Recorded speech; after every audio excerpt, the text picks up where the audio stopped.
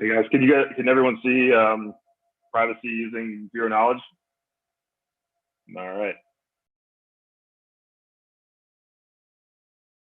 Well, that's good. I guess we'll give folks a few.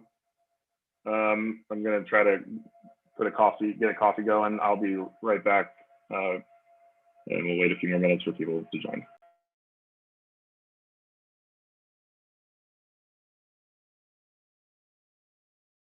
David, I like that shirt. I'm just gonna say that.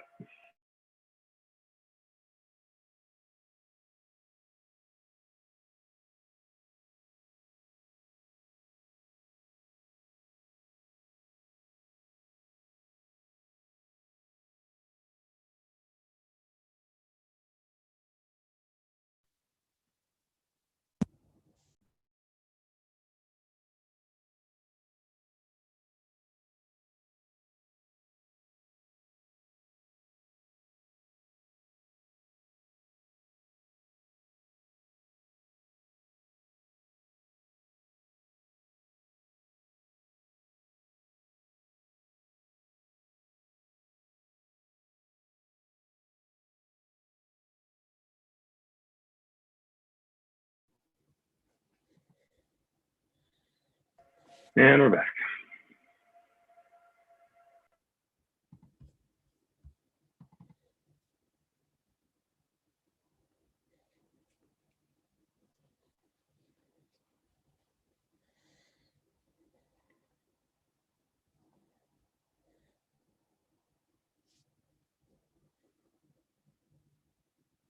So we got 10 folks here.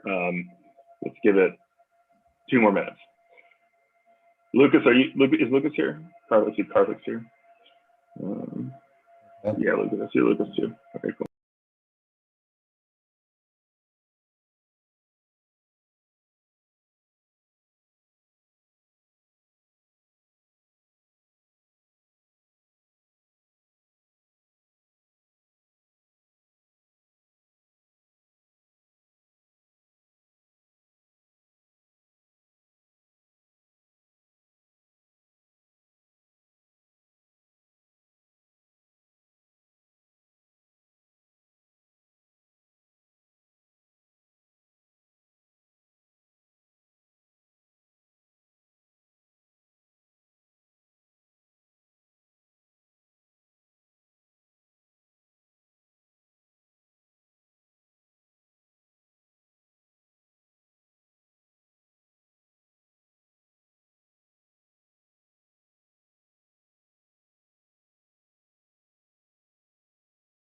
Okay, so should we get started?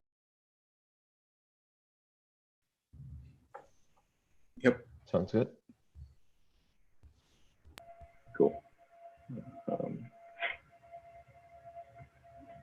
So we are going to talk about privacy using zero knowledge with Karthik Solapuram and Lucas Rodriguez. Karthik, I will turn it over to you and let you kick things off, and I'll, since I'm controlling the slides, just if I don't naturally advance the slide for you when it's time, just tell me. Yeah, no worries. Thanks a lot for sharing your screen. Yeah, so I think we can get started.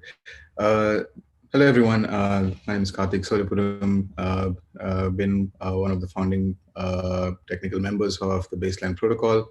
And I've been particularly looking into areas of privacy technology and areas of how zero knowledge proofs have been used in the scope of the Baseline Protocol.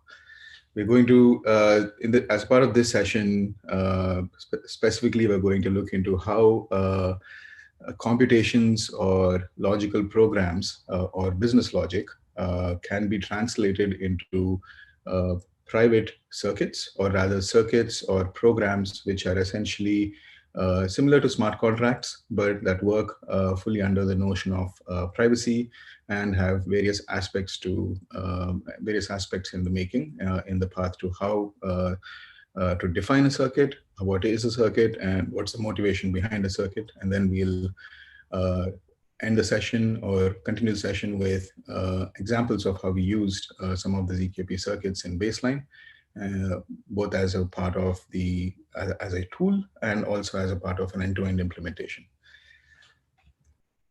That we can get started. All right, so let's talk about some of the main considerations for privacy on the mainnet. So as a part of the initiation of the baseline protocol and the ongoing principles of the baseline protocol, I'm just laying out 4 broader areas that we have generally been talking about or concerned with. Number 1 is security. When we talk about security on the using the baseline protocol, or more, or rather taking a step back, let's assume that there are many entities, and each of these and different enterprise entities or legal entities, however you want to mark the demarcation, each of these entities are essentially interacting with the mainnet. And while they're interacting with the mainnet, it's essential that data does not leave the legacy systems. Any private, confidential information about the business, be it prices, be it volumes, be it trades, be it financial data, or even any customer-specific data. Any of the data that is being interacted in terms of a business process should not leave any legacy systems. Now, as an interesting extension to the same principle, we also want to ensure that interchange of data and transformations of data that happen in terms of an exchange of data that happens between different entities, even such interchanges are hidden. So for example, if agreements are shared between parties, we want to make sure that the data that is being interchanged is also hidden and not visible to anyone who's also on the network or also on the mainnet. So that's one of the driving principles of security. Then moving on to data consistency. As a part of the previous conversations or the previous breakout sessions and the plenary session, one of the principles that has been honed upon multiple times is around the notion of consistency. How data can be consistent between multiple systems. A simple document that can be exchanged between 2 enterprises can mean different things and can have different data elements and can have different form of interpolations that might happen within the systems. So what it means to be having consistent data is essentially that the data that is being shared between multiple parties has some sort of a common nomenclature and a common compatibility layer with multiple data systems. In addition to that, we would want to ensure that any form of information that is being made consistent can also capture accumulation of state. What that means is that whenever data is exchanged between multiple parties, it's not just the data that is being exchanged that is being addressed, but also modifications and transformations that happen to the data. Such modifications and transformations are also essential to be consistent across multiple parties. Then the third principle we talk about is mainnet. Obviously, the main principle of the core principle of baseline, and also the most recent for us in these sessions, are how to use mainnet as a common frame of reference for different parties to be able to exchange data in a consistent manner. One of the most important facets of the mainnet is the smart contracts and how we can use smart contracts to ensure that the data is hidden, but also verify the fact that the data is consistent, both in terms of its rest state and also state of change that happens over the lifetime of the data as it is exchanged between multiple systems. Another important aspect of using the mainnet is the ability to extend to the changing privacy techniques. What I mean by that is that over the period of the last few months to years, there has been a strong drive to ensure that even though information is, or rather smart contracts and blockchain, the underlying blockchain of the Ethereum essentially champions for transparency and immutability, there has been a growing demand or a growing need for ensuring privacy of information, not just for consumers, but also for enterprises as they're getting into the mainnet space. So one of the main considerations, in this regard, the main consideration for the mainnet is the ability to extend to the changing privacy techniques. As we go over to the following slides, we'll go over some of these privacy techniques and why and how they're relevant. Finally, the consideration around scalability. Not only should we be able to not only should we be able to ensure that the data state is made private between the entities itself that are in interaction, but if there is a need for extending that state of privacy to other entities, say for example, Alice shares a document with Bob, and it's meant to be private for Bob as of today, and tomorrow Bob intends to send that to say Carol. And at that point of time, if it needs to be extended, the notion of privacy or the data itself needs to be unhidden or disclosed to Carol. This form of extension of privacy or state is something that we see as a common recurring theme in businesses or in enterprise use cases. So essentially here, when we talk about scalability, we are talking about how we extend private state to other entities. And we have a follow-on talk after this one where there is a specific discourse on how we could extend ZKP techniques to essentially compose proofs and conduct efficient verification. The last statement will make sense as I go through the next set of slides. So with that, I'll just take a brief pause to see if there are any questions, comments. Lucas, Kyle, do you want to add anything? Yeah, no, this all sounds great. And just keep in mind how this relates to the core interfaces, the core privacy package. It's very much, we've designed the core privacy package to be extensible, to be abstract, and really to allow for business process automation applications, if you will, which are defined by circuits, to allow the code of those applications to be reused regardless of what the back end privacy provider is, so to speak. There's also like a front end privacy provider, which essentially takes a DSL and maps it onto a proving scheme, more or less. And I think that's sort of a good segue for this slide here.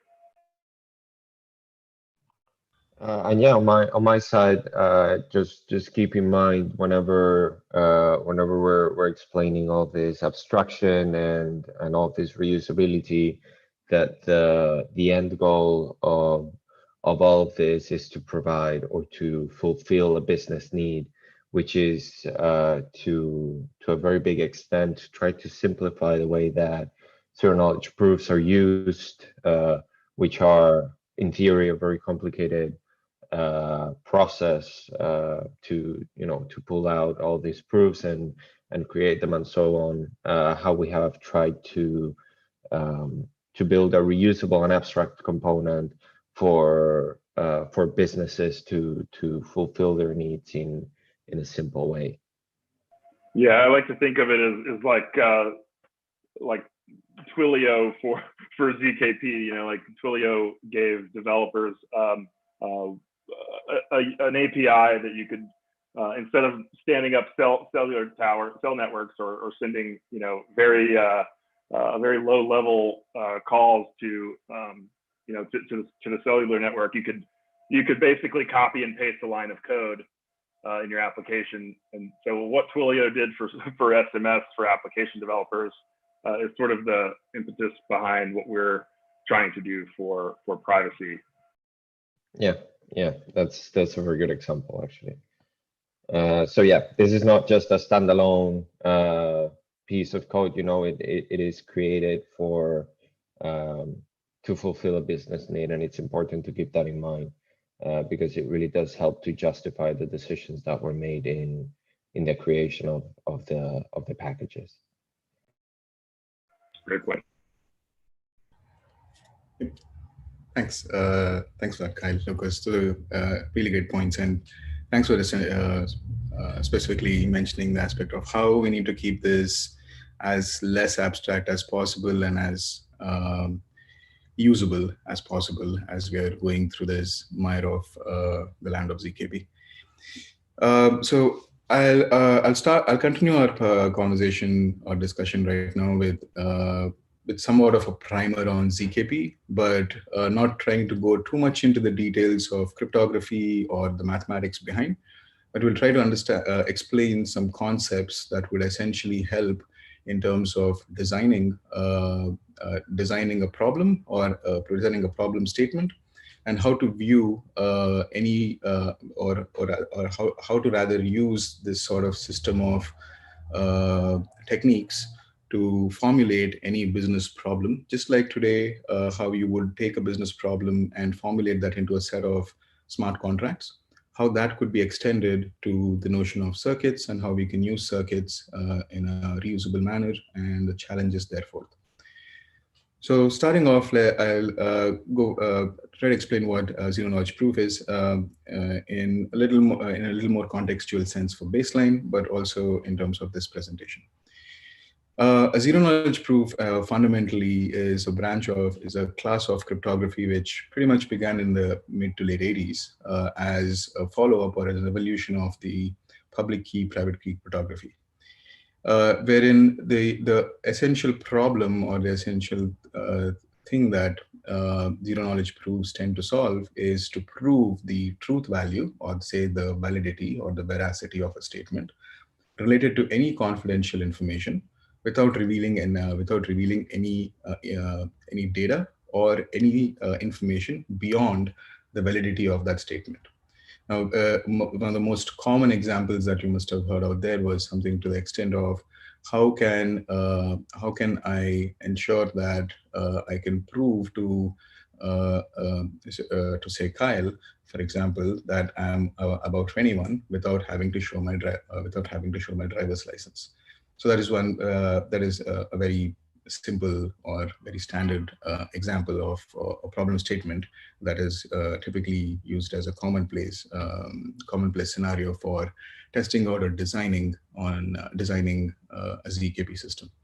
So essentially what we are talking about here is that we have any ZKP system as a specification for a prover and a verifier to interact with each other. So what we're talking about here is that prover intends to make a claim, or rather makes a claim about something prover makes a claim about something, and the verifier is to, without knowing what is in the claim, needs to be able to verify whether the claimed statement is true or false. So in this process, we can quickly see how when prover makes a claim, claims can be like any set of claims. You can take any sort of a statement, for example, like you can say prove that, in a business sense, prove that a purchase order was placed between January 1st of a certain year and December 31st of a certain year. That could be one claim. That verifier wants the prover to prove, or for example, verifier in this case could be a supplier and prover could be a buyer, and supplier could require the buyer to prove the fact that the purchase order that has been placed, for example, is indeed within a specified time range or a date range when it based on some conditions, or based on the fact that that is the standard agreement between the prover and a verifier, or the buyer and the supplier. So in this sense, the buyer or the prover generates a proof and loads them up into a table of proofs, if you will. And verifier, just by looking at the proof, will be able to verify the proof itself. To make it simple, what proof here is you could think of proof as a truth value of a certain statement or a certain data element. Like, for example, as hashing is one sort of an algorithm to, say, preserve the data integrity of a system, or data integrity of a given document or a given data payload. Proofs can be thought of as an extension, or rather a different sort of an abstraction, cryptographic abstraction, where the point is to not just prove data integrity, like in hashing, but the point is also to prove that there is some data, or there is some logical consistency about that data that is being hashed. So in that sense, we want to establish some basic characteristics of what a zero knowledge proof system is. There are four fundamental characteristics which are fairly straightforward if you think about it. The first one is completeness. What completeness means is that if a claim is true, both the prover and both the prover and verifier are essentially following their standard set of protocols, then the verifier will be able to accept. What that means is that if the statement is true, or if a claim is true, both prover and verifier will be able to determine that it is in fact true. So this is one of the one of the fundamental characteristics of any zero knowledge proof system, or a constraint, if you will, is that if any claim is true, both prover and verifier should be able to accept or determine the fact that it is actually true. Soundness, it talks about the contrary situation, in the sense if the statement is false and verifier is able to verify the fact that it is indeed false. This is the soundness of soundness of a zero knowledge proof system. And finally, the zero knowledge proof versus arguments. What this means is that if a statement is true and the verifier is not learning any confidential information. So let's if you take an example, of say of proving the fact, if I make a claim, for example, to say I own an asset, then if I have to prove the fact that this asset is in my ownership, say to any third party, say for example to Kyle or to Lucas, then what I would do is first I would have to ensure that the system is complete in this formulation, in the sense that if I do own the asset, I'm able to Kyle is actually able to verify the fact that it is that asset indeed belongs to me. If the asset does not belong to me, then Kyle will also be able to verify that as a verifier. And finally, as a part of zero knowledge, if I do own the asset, then Kyle should also be able to not learn anything about that asset, in the sense what information is packed in the asset, what the asset value is, what the name of the asset is, or what the metadata of the asset is. So that essentially those are the three fundamental or few fundamental principles of how we would think of a zero knowledge proof based system. Whenever any system or use cases taken into consideration, these are some of the fundamental characteristics that we want to ensure that they satisfy. For most of the systems, completeness is standard. Like, if it's true, it has to be true.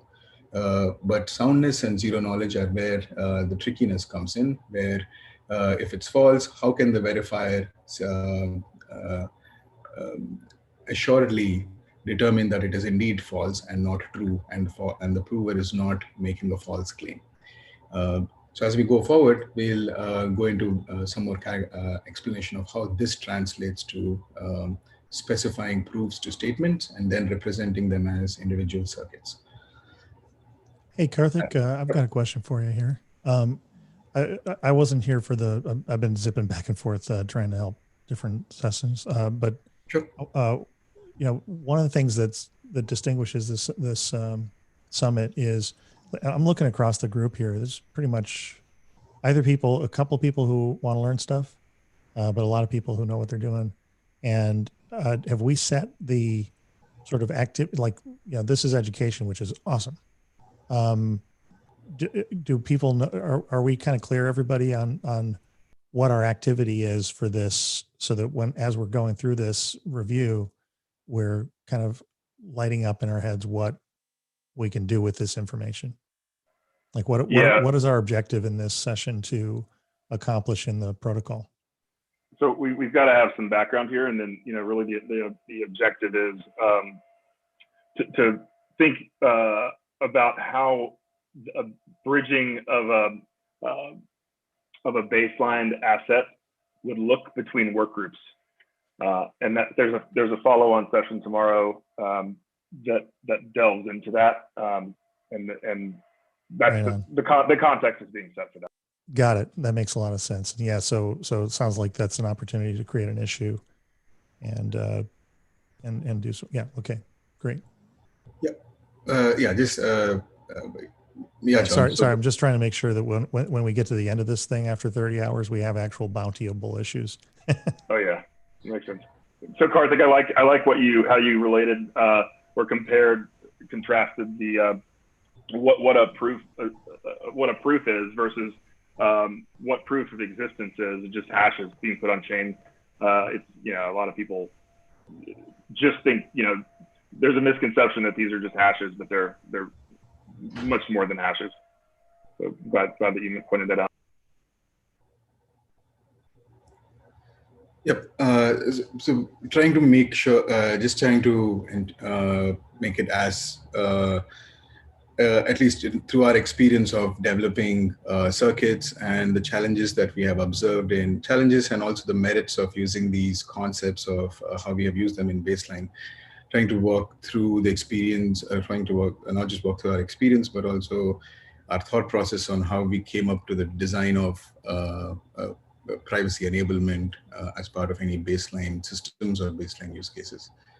So feel free to stop me if things get too terse. I'll step back and we can quickly move forward. Yeah, I think this is good, Karthik. Yeah, I agree.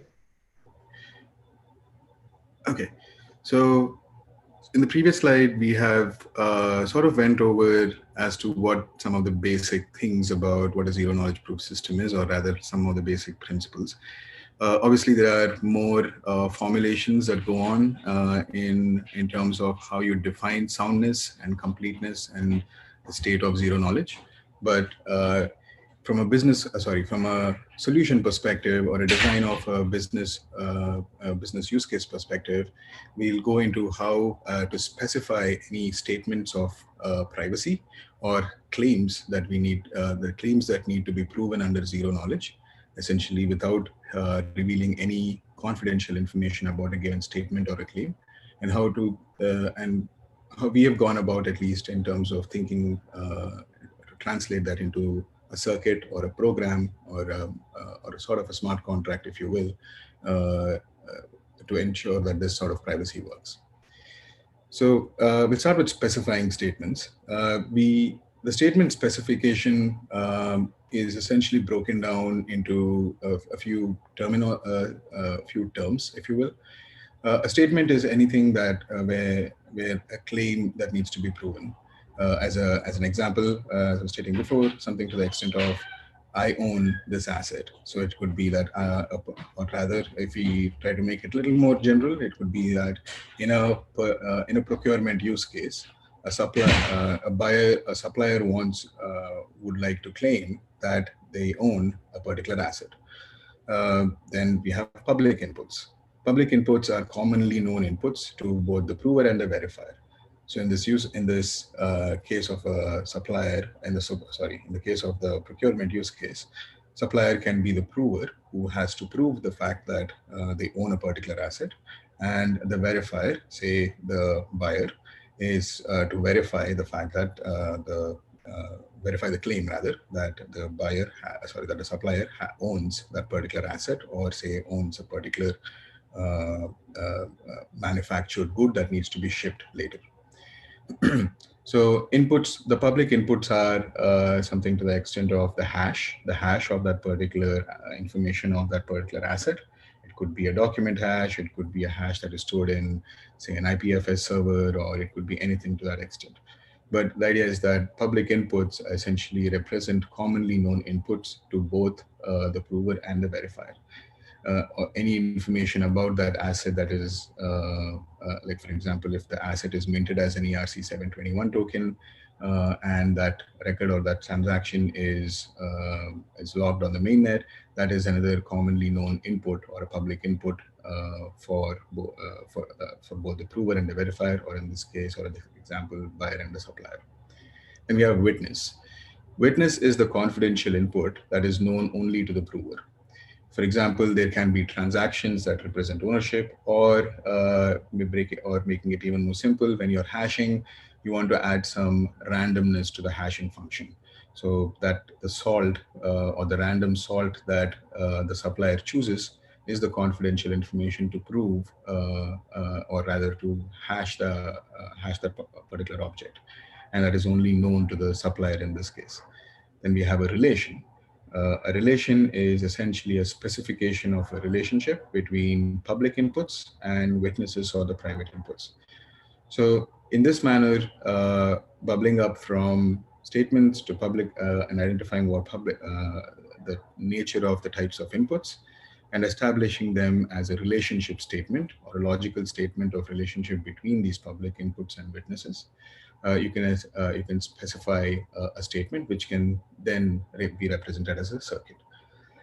So, for example, in the case of, say, Radish, and also in the case of the BRA1, which we'll go over in a few slides, one of the fundamental problems that we want to prove, or that we want to be having proved under privacy, is a supplier and buyer having to prove to each other about the nature of the operations they are in.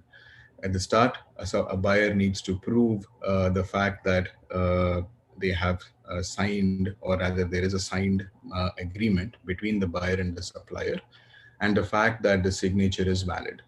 So this itself can be translated into, say, a relationship statement where you can say that the public inputs are the document hash, the agreement hash, and the other public information about that particular that particular document. It could be the timestamp of when that document was created. And they could be private inputs about, for example, who are the parties involved in this document. For example, the Ethereum address, it could be the account address or Ethereum account address of the buyer and the supplier. So essentially establishing this relationship to state that for these Ethereum addresses, these are the public inputs. And the relationship that we want to prove is that this hash is indeed belonging to or has been signed by both these parties, which are buyer and supplier. So in such a manner, we establish a relationship of a business process or a business logic, and translate that into what we call as a statement. Then from a statement, we go into representing them as what we call as circuits. Without going into too much of complication about what circuits are and what graphs are, essentially circuit is an arrangement, or rather a set of nodes or a set of gates, like the closest analogy is to the electronic circuits. The circuits essentially, a circuit here represent any form of a switchboard mechanism, where by turning a few, controlling a few inputs to the switchboard and monitoring the various interactions that occur within the switchboard, you can determine what the particular output is, or you can control what the output is. Essentially, it's a small sort of an electric system, electric control board, where you can control the inputs and determine the changes to the internalities of those changes, and also the outputs. For the most part, all of this is fairly mathematical, but in the recent past, we have come across a lot of tools, which like Socrates and ZK Sync and all the various tooling and implementation around it, that has helped us to use DSLs, or rather somewhat more human-friendly programming languages, to design or represent these circuits.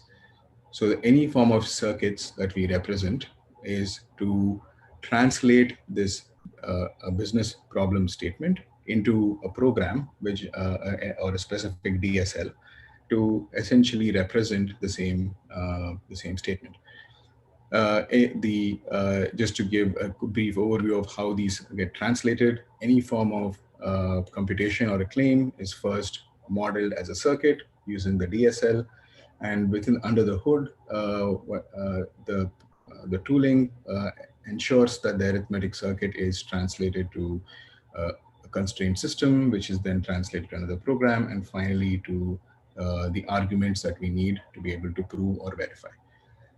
So that pretty much concludes how we can think about statements and how they get translated to circuits. On to the next slide. Okay. So Karthik, just one question here. It's my understanding that there's different type of zero knowledge proofs. Like we've got, for example, clear zero knowledge proofs, and we also have things like snarks and so on. And I think it'd be good to know what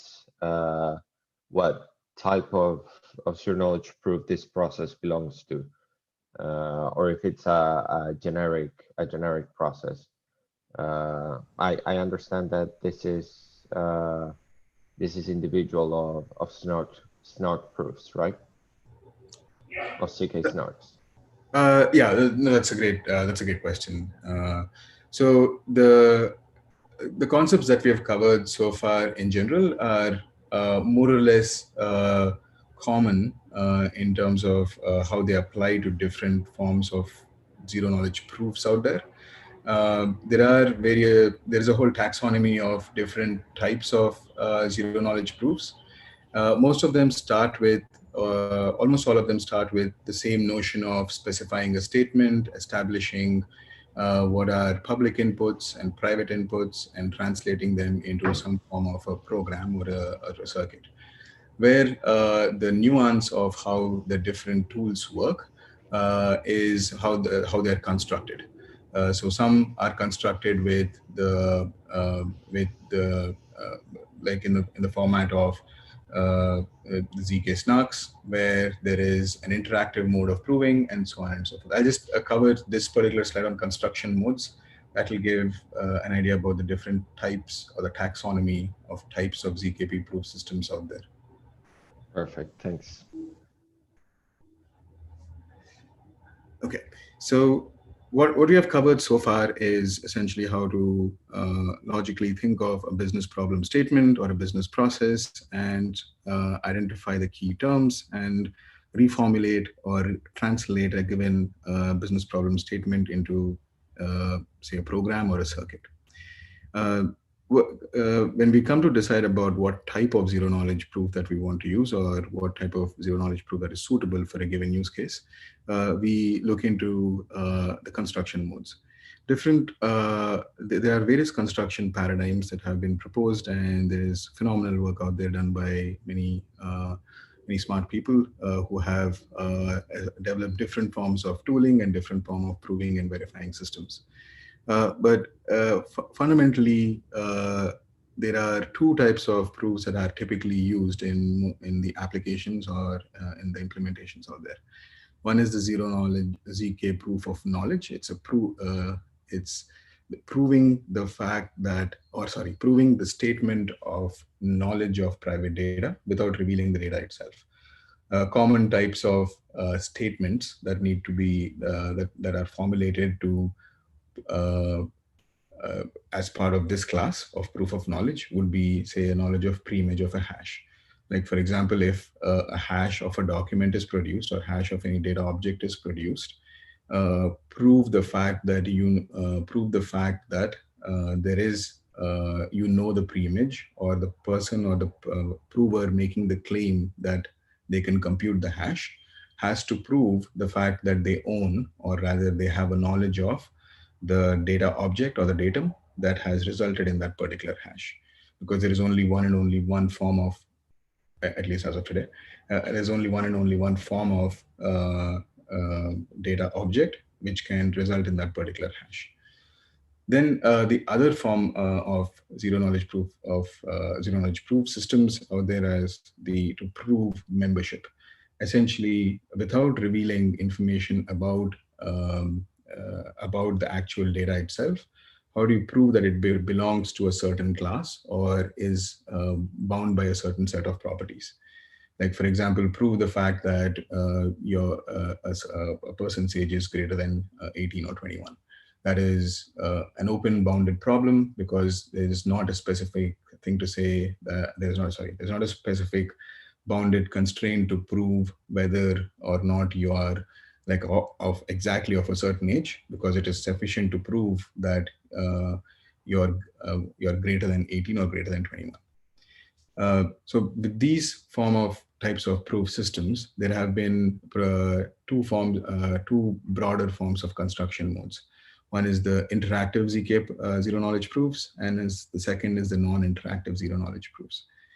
Most of the tooling that we use today, or at least in baseline, has been like Socrates and which fundamentally uses, which under the hood uses ZK snarks and various other class of types of ZK snark technologies out there belong to this form of system or a construction mode called interactive zero knowledge proof system. Zero knowledge proof system essentially are composed of two subsystems. One is more of a probabilistic method where over a period of time, over a period of repeated repeated checks, the system essentially checks for the proof. And then there is the second subsystem, which essentially compiles that particular mathematical proof into circuits and therefore to programs and thus to ZKP.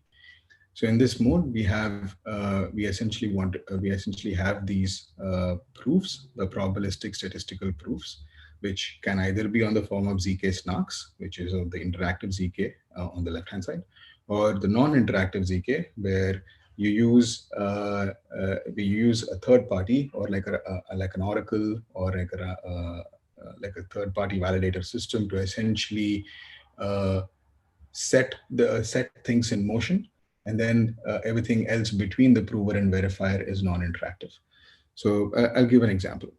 So in the case of an interactive proof, let's say prover makes a claim. Say prover wants to prove the fact that they are above 18. And the verifier challenges that particular claim to say that show me the proof that you're above 18. Then the prover actually reveals their information. This is the interactive model where they actually reveal the information about it. So in this case, it would be the driver ID or the driving license ID as it is. That is secretly shared to the verifier, and the verifier now is able to verify the fact that it is indeed the actual claim itself. And any proof that you have created cannot be falsified because the ID card that you have used to create the proof is the actual valid ID, because I'm able to verify it on the basis of the recent message that you've sent me. On the other hand, you have a non-interactive model where the same process occurs for the steps 1 and 2, where the prover wants to prove that they're above 18, and the verifier intends to challenge that particular claim. At this point, the prover does not send the actual ID, but they actually send some information or some computation about that particular ID to the verifier. In this case, it could be some sort of a third-party oracle or some sort of a entity that is holding essentially like a data center, or say it could be any form of an entity or reference, third-party reference data. Like in the case of enterprise systems, you can think of them as the DNBs or the Kinglands or all those reference data providers who essentially maintain the reference data. So they could be one form of oracles, or in the other case, like Chainlink or others, could be some form of oracles. So these oracles essentially could play the role of providing random noise, or what we would call random noise in cryptographic terms. But in this case, it would be sufficient information for the prover to be able to derive information about their ID. Like simplistically put, it could be a check to the third-party system to say that send this particular information to the verifier, or a derived information. And the derived information, which is essentially the proof, is now sent to the verifier, and then they are able to verify. So the primary difference between the interactive and non-interactive pieces is that in the interactive mode, prover constantly sends or has to send a message to the verifier each time, so that the verifier can convincingly say that the claim being made is actually right. In the case of non-interactive, the prover does not send the information as is, but actually sends or uses like a proxy to be able to do so. Some forms of tooling out there that are out there to prove this particular ZK is ZK stacks, and also some forms of bulletproofs and other types of tooling out there uses this model. So that's around the types of the different types of ZKP ZKP systems and how they differ and the types of constructions. Yeah, just to add there, I think it's important to note how the design decisions around the various proving schemes and whether the nature, whether you're doing like proof of knowledge versus proof of membership, the implications to scaling that, each of those different design decisions really when you're talking about actual applications.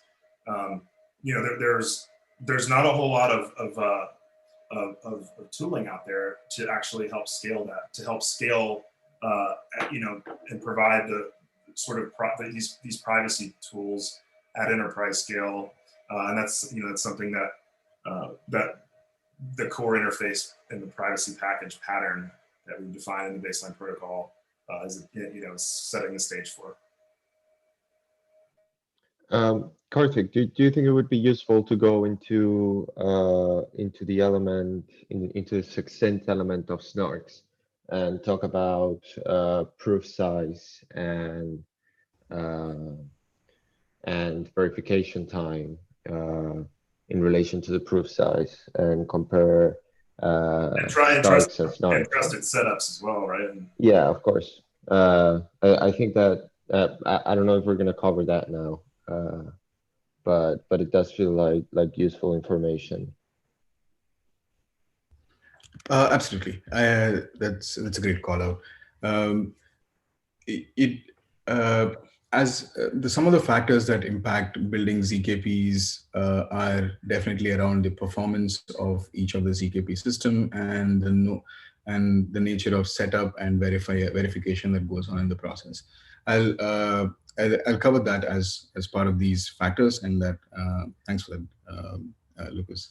I'll clarify those pieces specifically as I cover the slide. Awesome, thanks, man.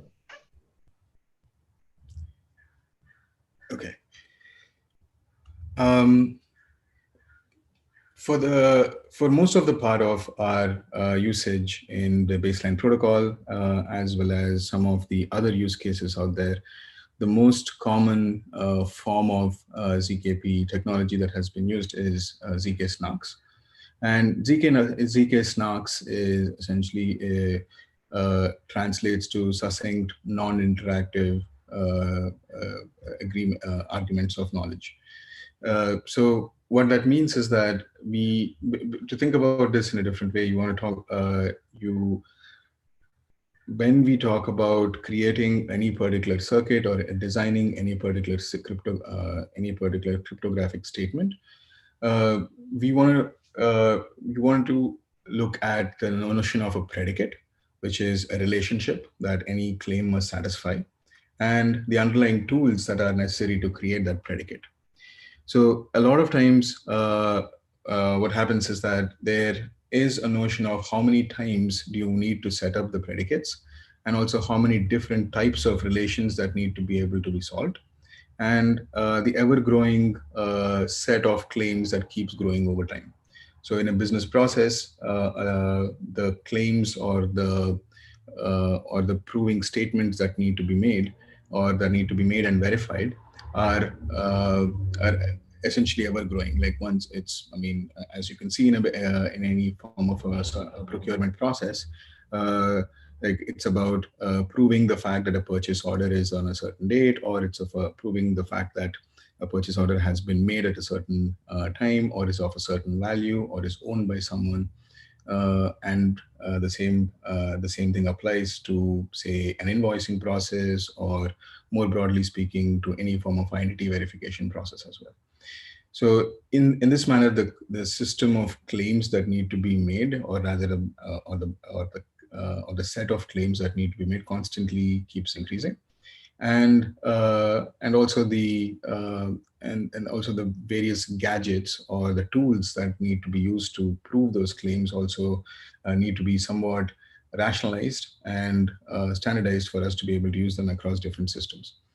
So in one of the main aspects that we consider in ZK Snarks in specific is that depending on the needs of the use case, we need to be able to identify how many different types of such relations or circuits that we need to identify, and what are the different types of what are the different tools or the underlying building blocks that make that particular predicate. The reason this is primarily coming up is because one of for, is for mainly the fact of proving scalability, the processing ability, and recursive consumption composition. So I'll take a step back to explain explain how the notion of the setup and verification works. In a zero knowledge proofing system, as we have seen, a prover would intend to verify, would intend to prove or establish a proving statement, and a verifier would intend to verify the truth value or or the validity of that particular statement. In the case of an interactive zero knowledge proofs, which ZK Snarks is based out of, we have the prover sending information about that particular process, or about a given document, or about a given system on a constant basis to the verifier, so that the verifier can can prove that particular verifier can verify the validity of that particular statement itself. Essentially, what we have is that the verifier needs to be able to verify in such a way that they would not need to have any access to the information composed in the proof. And in addition, they would also need to make sure that this sort of a verification mechanism or a verification scheme is general enough so that even if there are multiple claims being made, they need to be able to use that one sort of a verification scheme to be able to verify multiple proofs. Here comes in the notion of succinctness and soundness.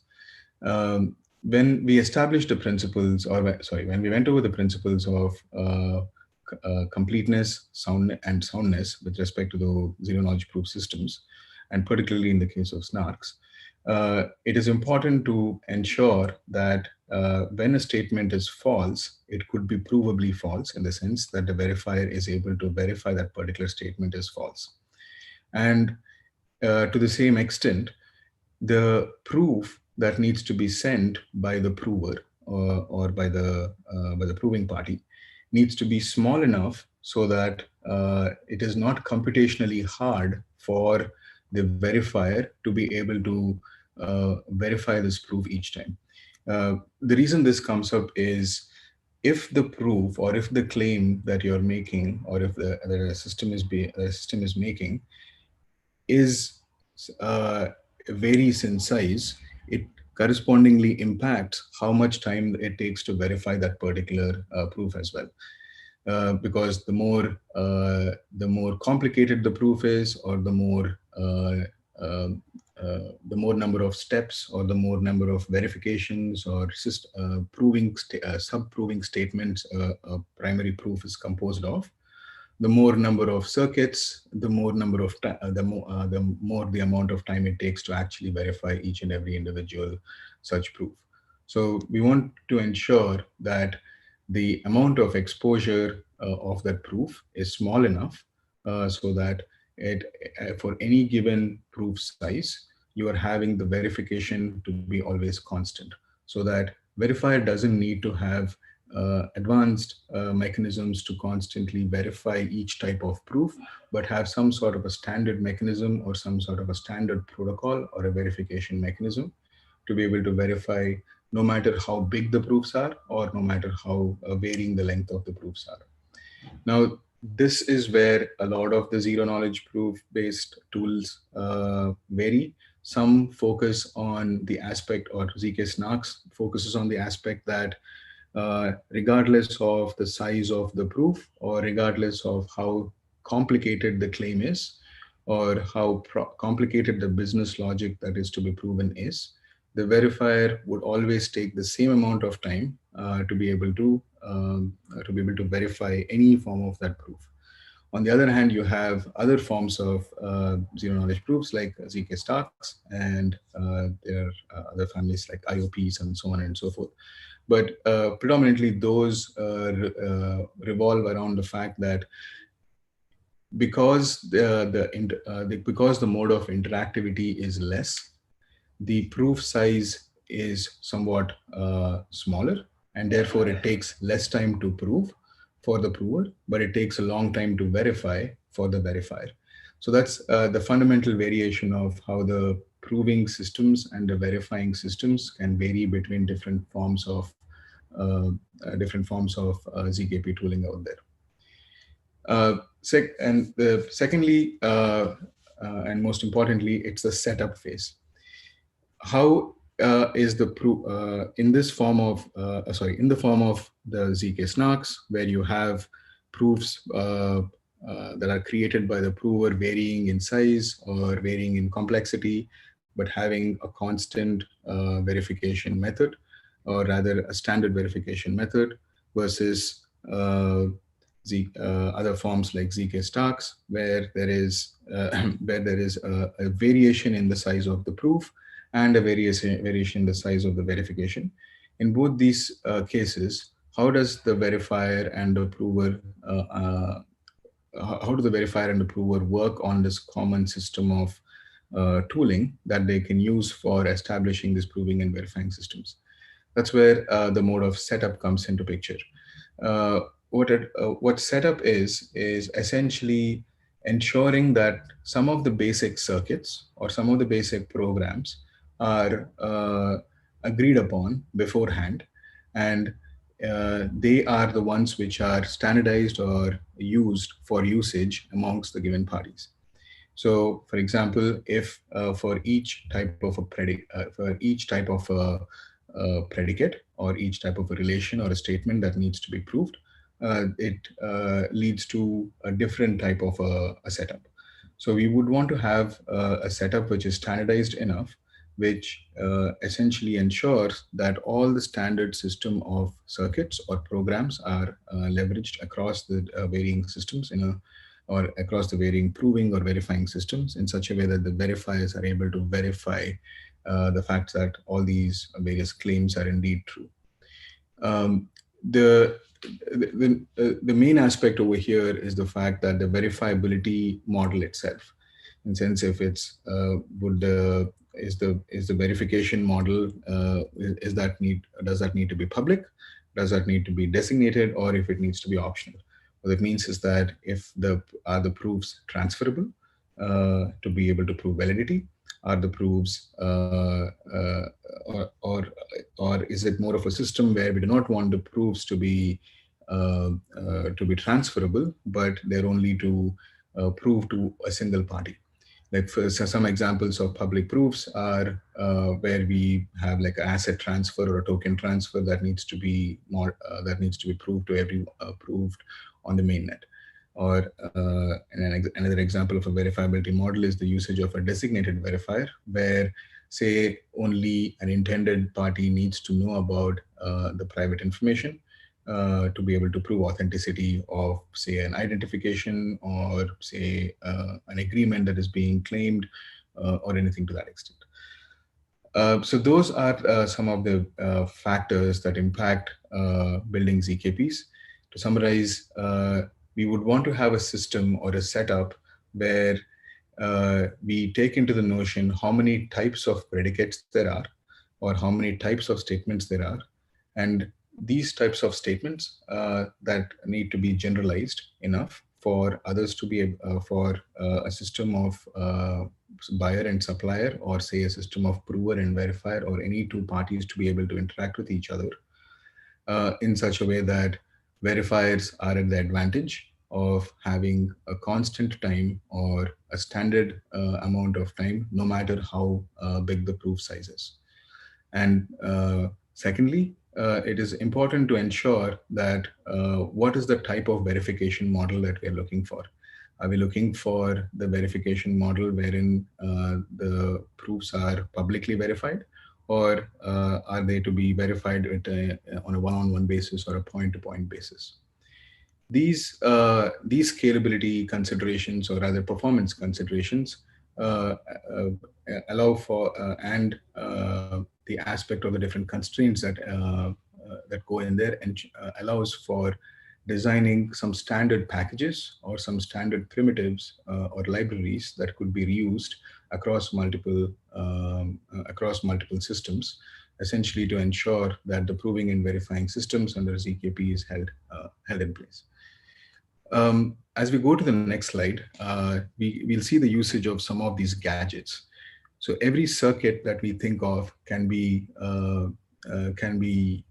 broken down into a series of gadgets, and these gadgets are like essentially to prove, say, the value of a commitment, or prove that signature verification is possible, or prove that that a certain commitment or a certain hash is hashed correctly into a correct leaf, and so on and so forth.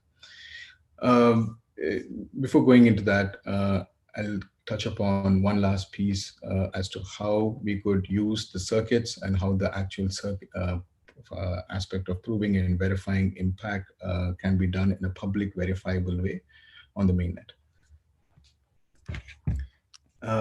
In the case of Baseline, what we have essentially done is we have come about with a library of smart contracts which we could use to be able to ensure that any form of off-chain, say, model of using ZKPs that are used to create proofs can actually be verified publicly on the mainnet.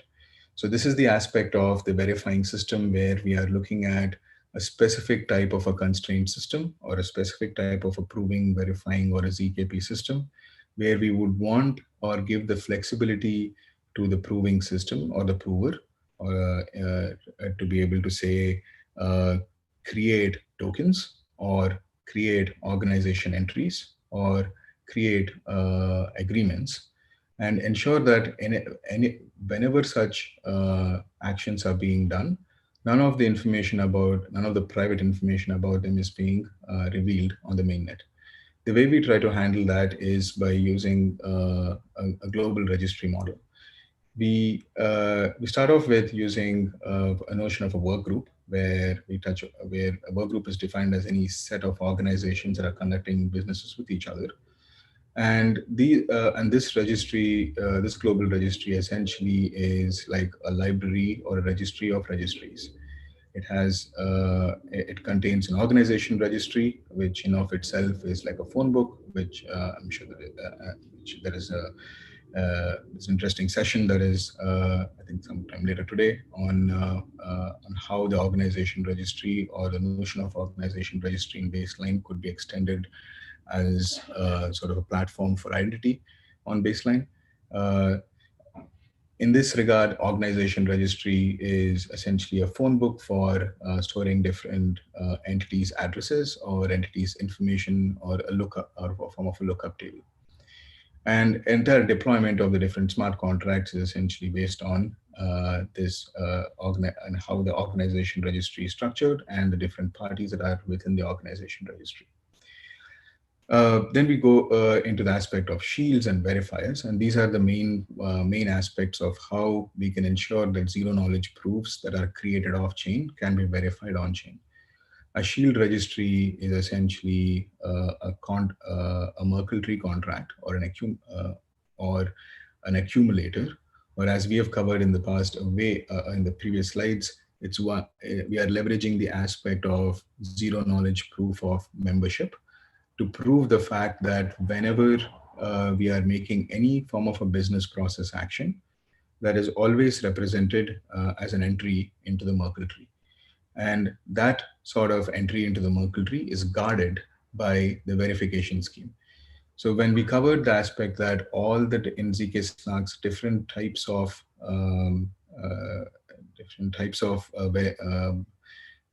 proofs can have the same form of a verification scheme or verification logic, is where this verifier contract comes into picture.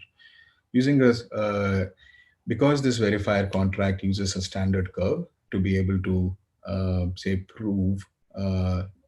verify the fact that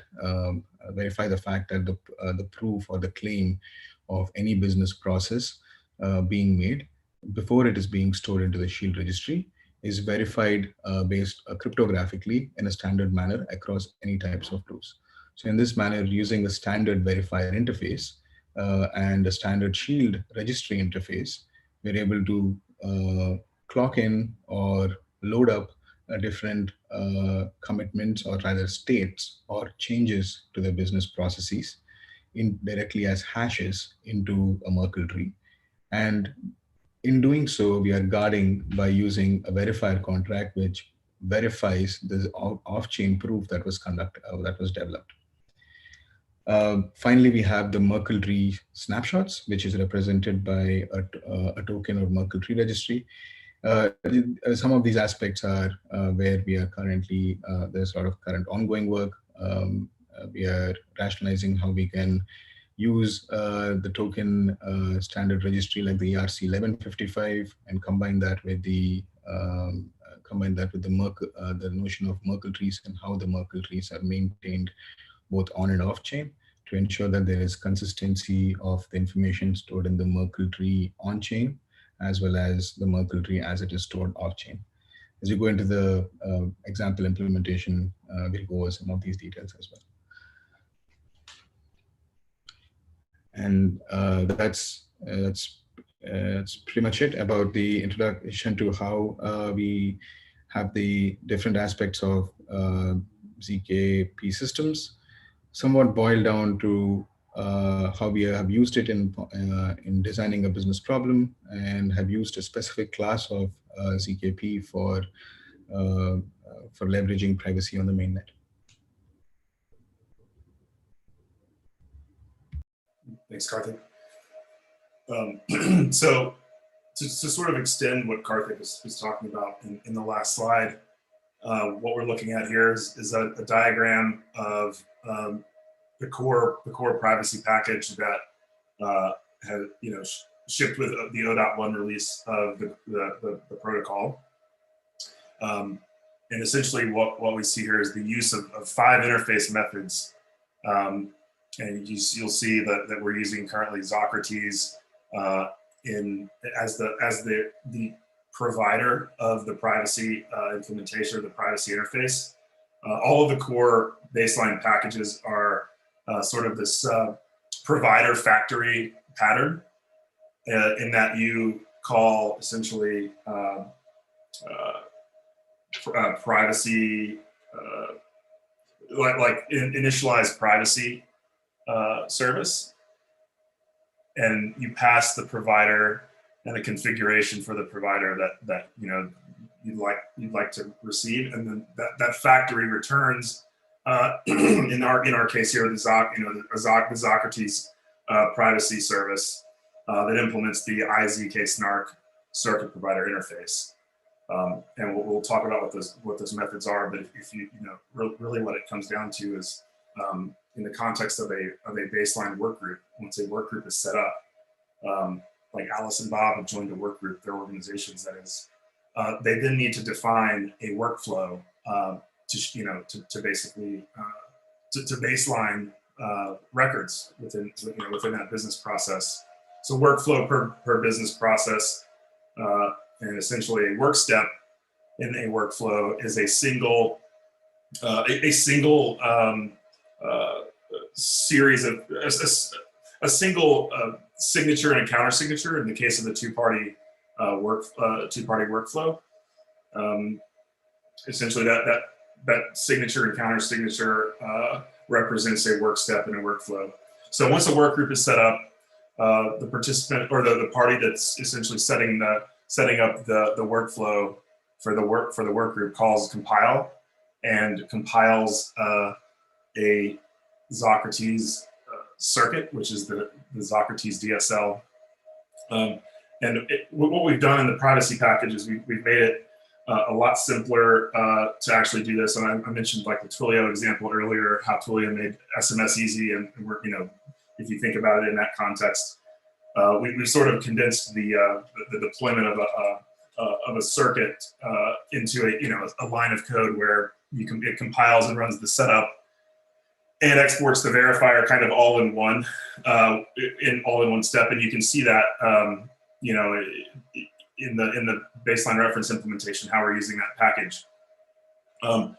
So, you know, when we talk about the compile, setup, and export verifier methods of the workflow setup, we go back to the notion of this being a trusted setup, and how what's called toxic waste is sort of a byproduct of the entropy, you know, that's created to actually set up the circuit initially. And if that quote unquote toxic waste is leaked, or like if one party retains, if any party retains, you know, the bits of that, you know, that toxic waste, it totally compromises the security of the entire system. And so, you know, there's this need for tooling around, you know, how to make this a scalable process. And again, that's where this core package, the direction of this package is heading.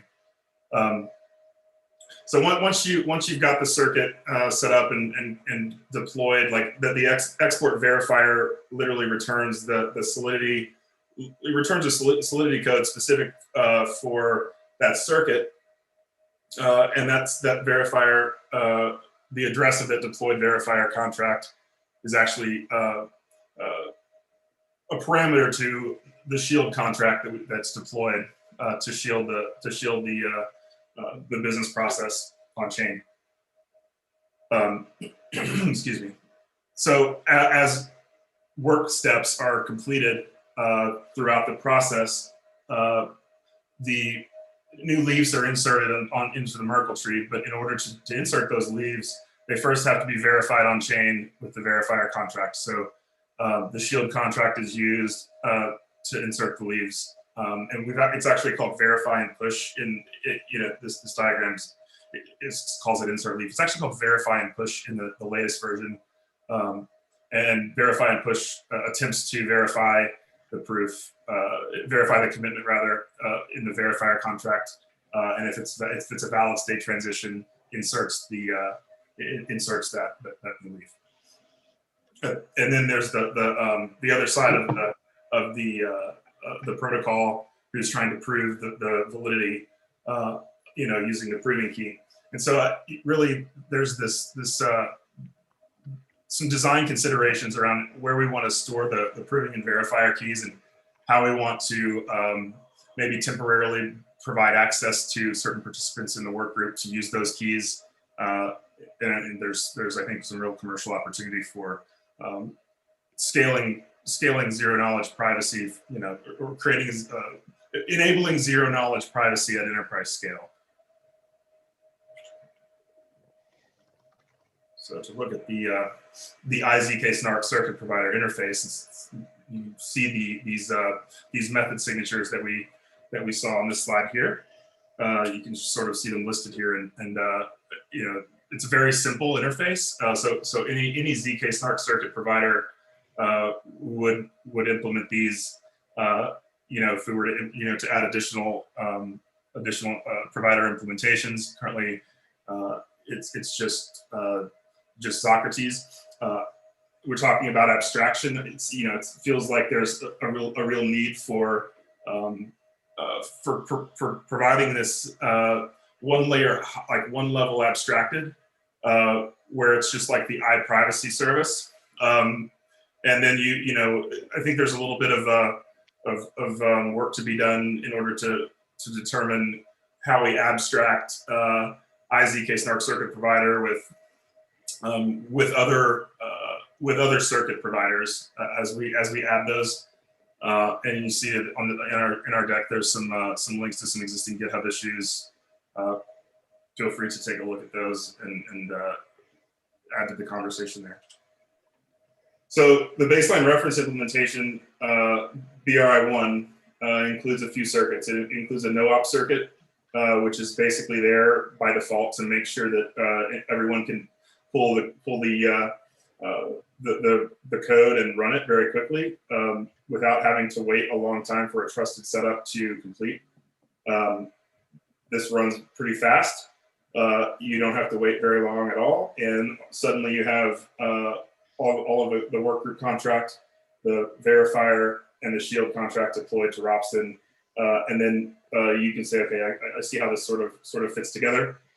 There's also the general consistency create agreement circuit that we've worked on over the past months to provide just general consistency between work steps, and we're using this for essentially looking at just document state transitions on documents, and there's some example code in the reference implementation that shows how we're thinking about signatures as a trigger point for when a proof is actually, when verify and push is called. The naive logic that we're using in that example reference implementation is based on the number of signatures that have been applied.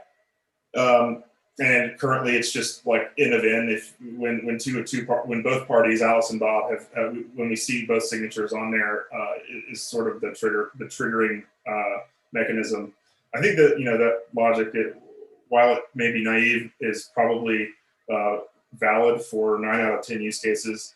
And I think the action item for tomorrow when we discuss again around bridging and how tokenization, how to exit from one work group to another, basically. When we talk about that, I think there's some good discussion to be had. The reference implementation is really intended to be production grade in terms of the core infrastructure. There's still work to be done, obviously, on the circuit library itself. But look at the BRI reference implementation as a really good starting point for a commercial baseline as a service implementation. And as I mentioned, extending the general consistency circuit for tokenization use cases, and allowing a baseline document or a baseline business process to essentially terminate and exit from one work group and bridge to another will be a really interesting discussion tomorrow with us again. And I think that we've come up with some good ideas to share that will push things in the right direction towards actually implementing that. Are there any questions, Lucas, Karthik? Do you guys think I missed anything along the way there? I think so far, you guys have been nailing it. I cannot think of anything that you guys have missed that might be considered of interest for the rest of the people. But I may be wrong. So everyone else in the call, feel free to jump in should any questions you might have. If you have any questions regarding how what we're explaining affects the business life cycle or the business process that is carried out through a baseline work group, or how it conditions it, why it's better than just a hash or something like that, feel free to ask, and I'm sure we'll do our best to answer. Hi, so I'm not sure this is a question, more so just a clarification, just to make sure I'm understanding the high level of this before trying to get into the nitty gritty of the proofs implementations. So when someone wants to execute a transaction, a baseline transaction, basically they generate a circuit and then you create a verification contract that gets put on chain. And then the other party creates a proof whenever they do whatever thing. And then they add it to another contract that is keeping a Merkle tree. So this Merkle tree is actually kept on chain in a contract. And then whenever something is verified and added to the tree, it calls the other contract, which actually verifies the proof. Is that like a semi-correct understanding? I think mostly, yeah. Yeah, pretty much. Pretty good. Okay. Yeah. So sorry if that was like kind of off topic or like not in the scope of things. I'm just like, having just come into this, I don't have any notion of, you know, a high level of like knowing what's what. I don't know which way is up. I'm trying to. Hey, Lucas, were you going to say something there? Yeah, so that's a very good point. Thanks for bringing that up, because I think very high level you got most of it right. So good job. But there's a couple of caveats there that I wanted to add, and the bigger one here is that the baseline process is determined before the actual business process starts. What I mean with that is that all the circuits and all the steps are determined beforehand. So at the time of creation of a business step, if you will, I'm not actually creating a circuit. I'm just inputting information into a pre-existing circuit and generating a proof. I am then passing that proof or verifying that proof through a contract that's stored on chain. And if that verification is correct or that verification passes, I will store that proof into the Merkle tree smart contract, which is also stored on the mainnet. So to be clear, what the baseline process does and the role that zero knowledge plays into it is that it provides zero knowledge proofs provide some sort of roadblock that ensure that without leaking any of the information of a business step, we can ensure that the step has been correctly executed. This put together with another set of processes like ensuring that all parties have agreed to the continuation to the next step, which really should be included in the proof. But you know, this put together with another set of roadblocks ensures that you cannot move on or you cannot carry out a step of the baseline process without that being verifiably correct. So what this provides is correctness by design. So this system will not allow continuation on incorrect data. Yeah, this is a very fancy state machine. Yeah. Okay.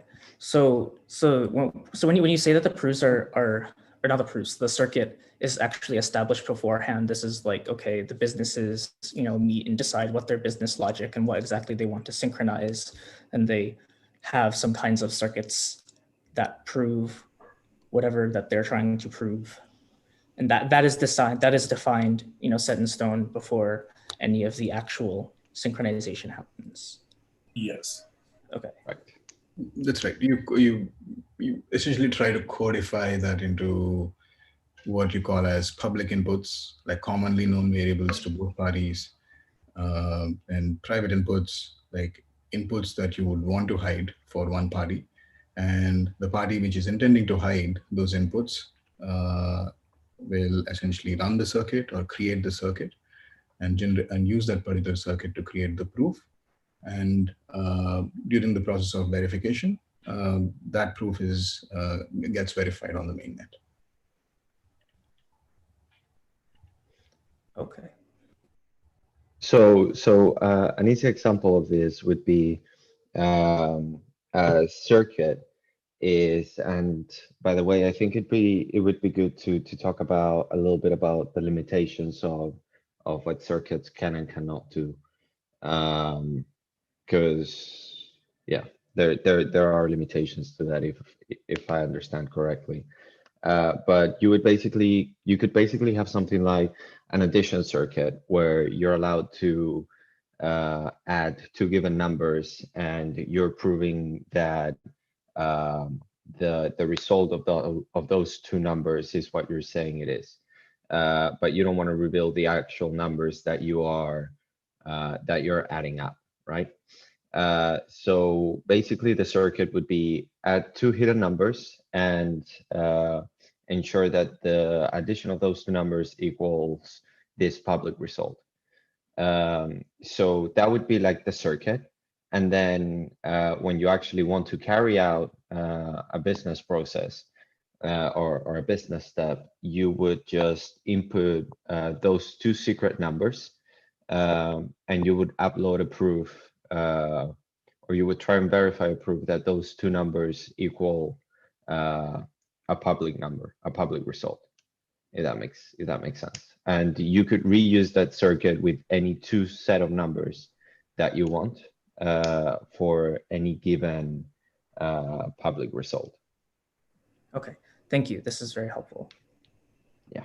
And it's like really coming up with a design process for, you know, how to weigh the trade-offs between scalability, reducing the number of setups that are needed, you know, selecting certain proving schemes that don't require setups potentially. All of these are factors, you know, that play into designing what we hope to be a composable library of privacy circuits for business process automation. Quick question. I hope you didn't cover this and I missed it. This baseline document circuit example. I'm wondering if you could explain why you're doing the proof of knowledge of the document and proof of knowledge of the signature instead of just providing the document hash and the actual signature. Like what's the benefit of having that extra step of, so the document hash isn't what's sent on chain, but the proof that you have the hash of the document is sent to the verifier contract on chain? Like what? Like why have that level of indirection? Like is there some added value?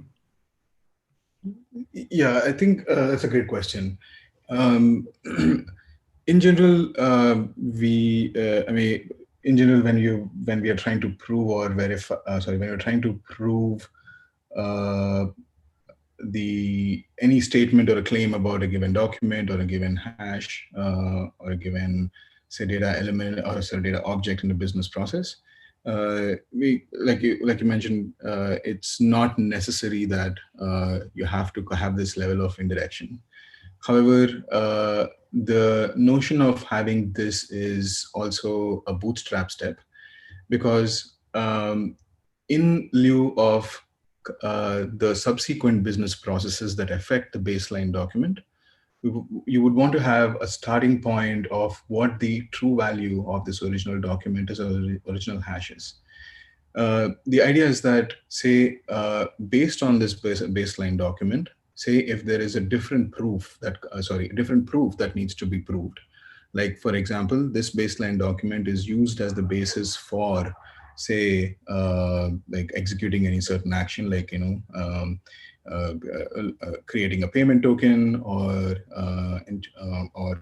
say minting like any form of an invoice token or any form of purchase order token. That is in the case of supply chain, but more generally speaking, any follow-on business process depends on the say veracity of this particular proof of knowledge of the document hash, because the proof of membership of hash is where we try to tackle that form of an update scenario.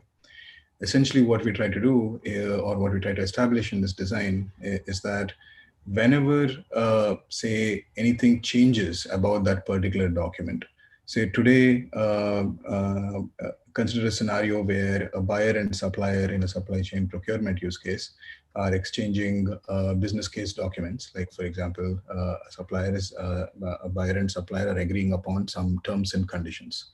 As such, the terms and conditions are not going to change, and there is no strong necessity for us to have a proof generated for that particular hash.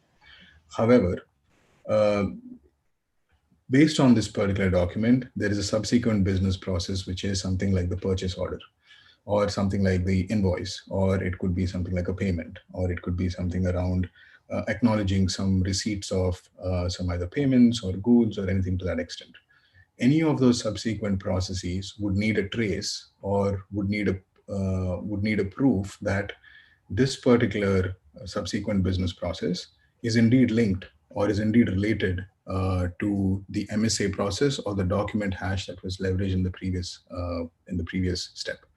So this step of establishing a proof of knowledge of the document hash and the signature is some sort of a bootstrap for the Merkle tree, so that in the event of any changes that happen to that particular document, or any actions that affect that particular document, could also be registered in the Merkle tree just by updating the value of the previous hash in a certain mechanism, but you're essentially updating the previous value of the hash. And in doing so, while you're proving the membership of that new hash in the Merkle tree, you're also asserting the fact that this new hash that has been created is based actually on the proof of knowledge of the document hash and the proof of knowledge of signature. And hence that level of indirection, so that it could be somewhat reusable for any future business processes. Hopefully that answers the question. Yes. So you need them because they're components in later calculations. Is that or follow-on circuits that? Yep.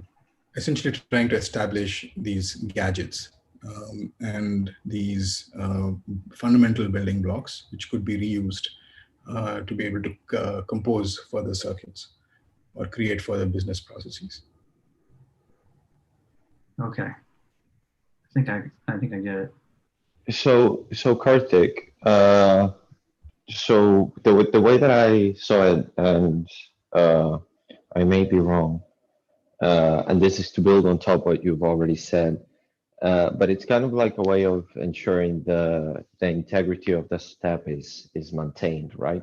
So it's to ensure that the counterparty to a step has agreed to a very specific to a very specific document state, and needs to have like a record that while I agreed to the step, I have a record of what the step looked like when I agreed to it.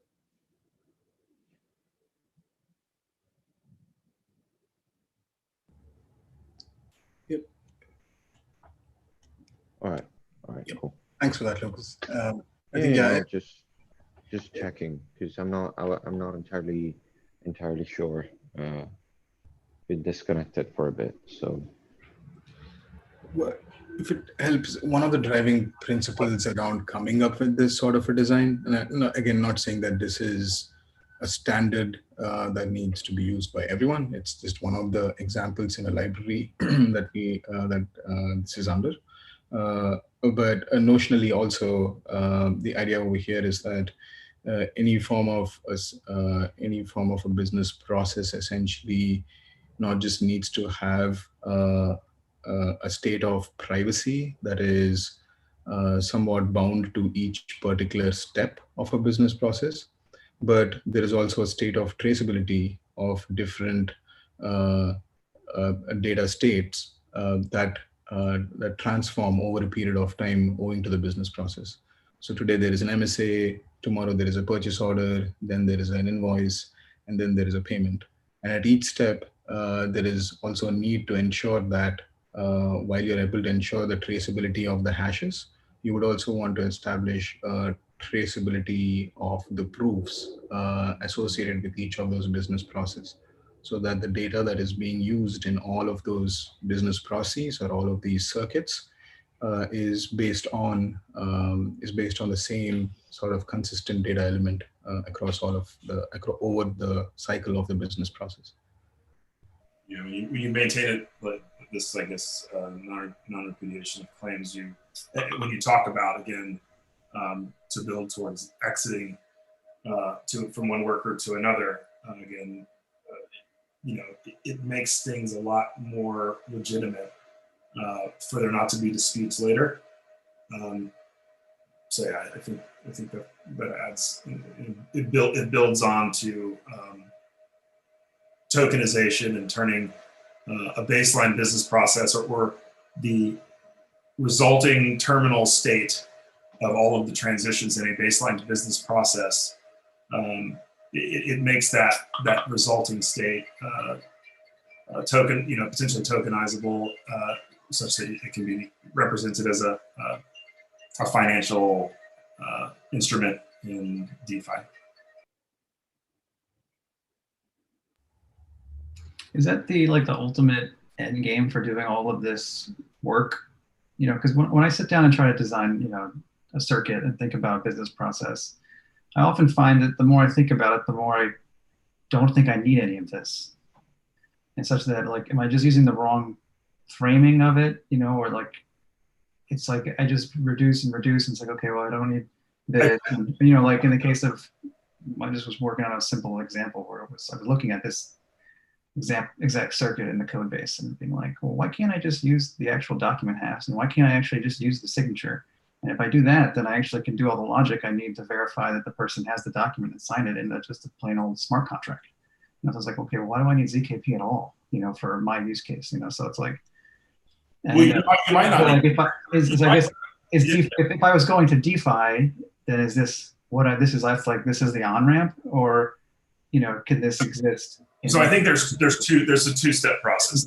The first process is the first step in this process is to provide a state machine between ERP systems in a way where you don't have to have all of the data to know whether or not your SAP system or your Dynamics 365 system is in sync or in lockstep with the rest of the work group. So that's the first step, and the first bit of value that you extract. And the second is definitely related to DeFi, right, and tokenization. And so maybe your process, maybe you don't need a zero knowledge circuit, right? If everyone's privy to all the data at all times, and it's you're not looking to prove anything to a third party regulator that wouldn't necessarily if you're comfortable sharing all the data, for example, like if you're a fisherman or you're a fishing, you own a fishing operation, and you need to prove that you're fishing in a legit legal fishing hole, it could be that you need to prove to a regulator where you were, but without revealing where you exactly were. Like, you need to be able to prove that you were actually fishing in a legal, you weren't breaking the law. Here's proof. However, you don't get to know exactly where I was because it's a trade secret, for example. Okay. In that scenario, wouldn't then the regulator also have to be running the same? They would be privy to the work group and the proving key, right? Okay. So they would have, so I would have my GPS running, and it would be baselining, it would be executing this zero knowledge proof where I would know the boundaries of the fishing zone, or maybe there was a keep away zone or something like that. Like, you're not allowed in this exclusion zone, So I could prove that I'm not in this exclusion zone because I've got the proper hardware and I'm not spoofing GPS or whatever. And that's written to some kind of log locally, and then somehow I get back to shore and that gets uploaded and is allowed to be committed on chain because the verifier contract will take my, let's say, I don't know, sampling frequency of every 15 minutes or something like that. It takes my transit log and runs it against this circuit, the verifier side. So I'm not committing, so in order for me to sell my fish, I have to say upload the black, I don't know, equivalent of a in-flight black box type thing, but yeah, right? So it's in order for me to put on the marketplace that I have, 1,000 pounds of salmon or whatever, Why, can you get that in the ocean? Yeah, I mean, it's a freshwater. I'm not a fish person. Tuna, let's call it tuna. Yeah, I was gonna say tuna. And it's the verifying key that the regulator would need. By the way, I misspoke and said create key. But sorry. Go ahead. But would they even need to regulate it if there was some kind of condition in the marketplace? Like the one benefit is it can be like automatically verified, right? Like the verifier contract could actually do that. Exactly. Right? I mean, Yep. That's what we're speaking to, right? Yeah. Typically, it's the verifiability, like in the aspect of the piece as well. So in this model, you can assume that the verifier contract has its own like event log or its own like event emission. And those can be read by the verifier at any given point in time, as long as they know, I mean, at least what they're looking for. If they're able to index for that particular event, they should be able to identify that. So technically, verifier or regulator would not have to run any verification system on their own. Right. You want to add additional privacy on that to say only a certain regulator should be able to verify. So I'm going to salt the proof as well, and I'm going to give the salt to the verifier.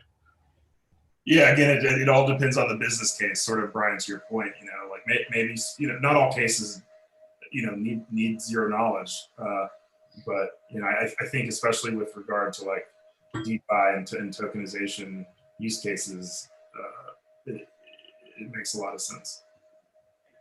And also, when you bring up the idea of hashes, when you really get down to it, hashes could do the same job. Yes, they could do the same job. You are correct. However, there is no guarantee that what you are pushing is correct. There might be some sort of math error within the document that both parties miss, and that would cause the entire system to fall apart, and the reconciliation at the end of the process would be wrong. So what you have then is a system that replicates what traditional ERP systems do. Maybe without the silos, because you're sharing all the information on a smart contract with all the hashes or something of the sort. But with zero knowledge proofs, what you're ensuring, as we were saying before, is correctness by design. Meaning, if you're pushing something that's wrong or that doesn't, and by wrong, of course, what I mean is doesn't follow the pre-designed rules that the work group has set, it will not go forward. So here you're ensuring that your system will be able to reconciliate at the end of the process, which is like a big part of. And that's where the persistence package will come into play as well, so that it can basically show UI notifications to the user and all the supported baseline systems, product system of records, systems of record products that we support. If you try to do something that would create result in an inconsistent, or it's basically an invalid state transition, you would just get a notice that would say, you can't do that. Invalid entry. Correct. Yeah, and I guess adding to what you said, Lucas, about like like if it was say it's an invoice, it's just a PDF, right? And you could take the hash of the PDF and put it online or on chain and say, okay, here's the document, here's the hash, right? Using this method. It doesn't tell you anything about what's in that PDF, whether there's all zeros for the value for everything and things like that. So it seems like you need to make a decision when you're writing the circuit, how much of the information from the document, the source document, actually gets included in the logic, right? It's like, because there's going to be 100% of the information in there. It's a lot that's like, just in the case of like an invoice, there's visual information that's for humans. So it's like we throw out a lot of the formatting and things. And then there's probably some data that is not really relevant for the supply chain context. Like, it depends on like who's using it, but let's say you have like a set of fields. How do you go about figuring out what fields you should? What are the public inputs, basically? What was that? What are the public inputs, basically? Well, the private inputs, I think, was like, right? Well, both yeah. are important. Yeah. I mean, it depends. It depends a lot on the business process. It is very case by case basis. But with that being said, I guess the question that you want to get answered when you ask what do I need to include or what is relevant is what will need to be reconciliated at the end. So when I look at my current data, what fields are always out of whack? Right. So how do people figure that out? Is that just sort of the business knows, like, you're like, oh, they're losing a lot of money. They're losing a lot of money because of this field right now. Is how they really figure it out. I think. There's a lot of money. That's a good indicator. What's making us lose a ton of money right now? What are we spending a ton of money reconciliating data on? Right. But the kind of thing where it's like, oh, well, we're off by a decimal point in this invoice is. Yeah, if you fat finger it out of 0, that could be a big mistake. Yeah, but a couple of decimal points. Thing is, it really has to reconcile to like every single decimal point, right? Because you might have just missed. You might have just missed like, I don't know, 10 cents on a single order, or maybe it just happened that you miscalculated by a couple $100,000 one thing and overcalculated by $100,000 another thing. You're $900,000 off. Yeah, exactly. So it really has to be to the T. And actually something that is important is, or that I think might be relevant in the future is, when there's when there's a system for fully homomorphic encryption, there will be a lot more things that we can start calculating with a lot less, or hopefully a lot less overhead in terms of checking hashes against each other, right? Or calculating stuff based on the hash instead of the actual data. So that will allow us to include a lot more information.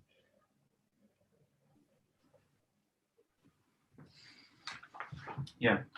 So are there, other than what's on, I guess I keep thinking back to like implementing this. It's like you're taking a lot of your business logic and re-implementing it in I guess in this case, Socrates. Well, I think is there other options for hoarding business logic that may handle the simple? Does the invoice value add up? Are you really? Higher than like at each individual line items? Like those are sort of the simple brain dead checks. Like, are you really porting all this logic though? I mean, I feel like a lot of times this logic doesn't really exist, right? Well, like it exists, it should exist, but it may not. Right. Well, sure. I guess it depends on the sophistication of the client who's implementing it or wants to. You got to think again, like these clients, like they're talking. I guess I'm trying to understand the life cycle. That's right. It's like, okay, so you have a problem where the business is losing lots of money because of X in a certain business process. So it's sort of that's something they discovered after the fact.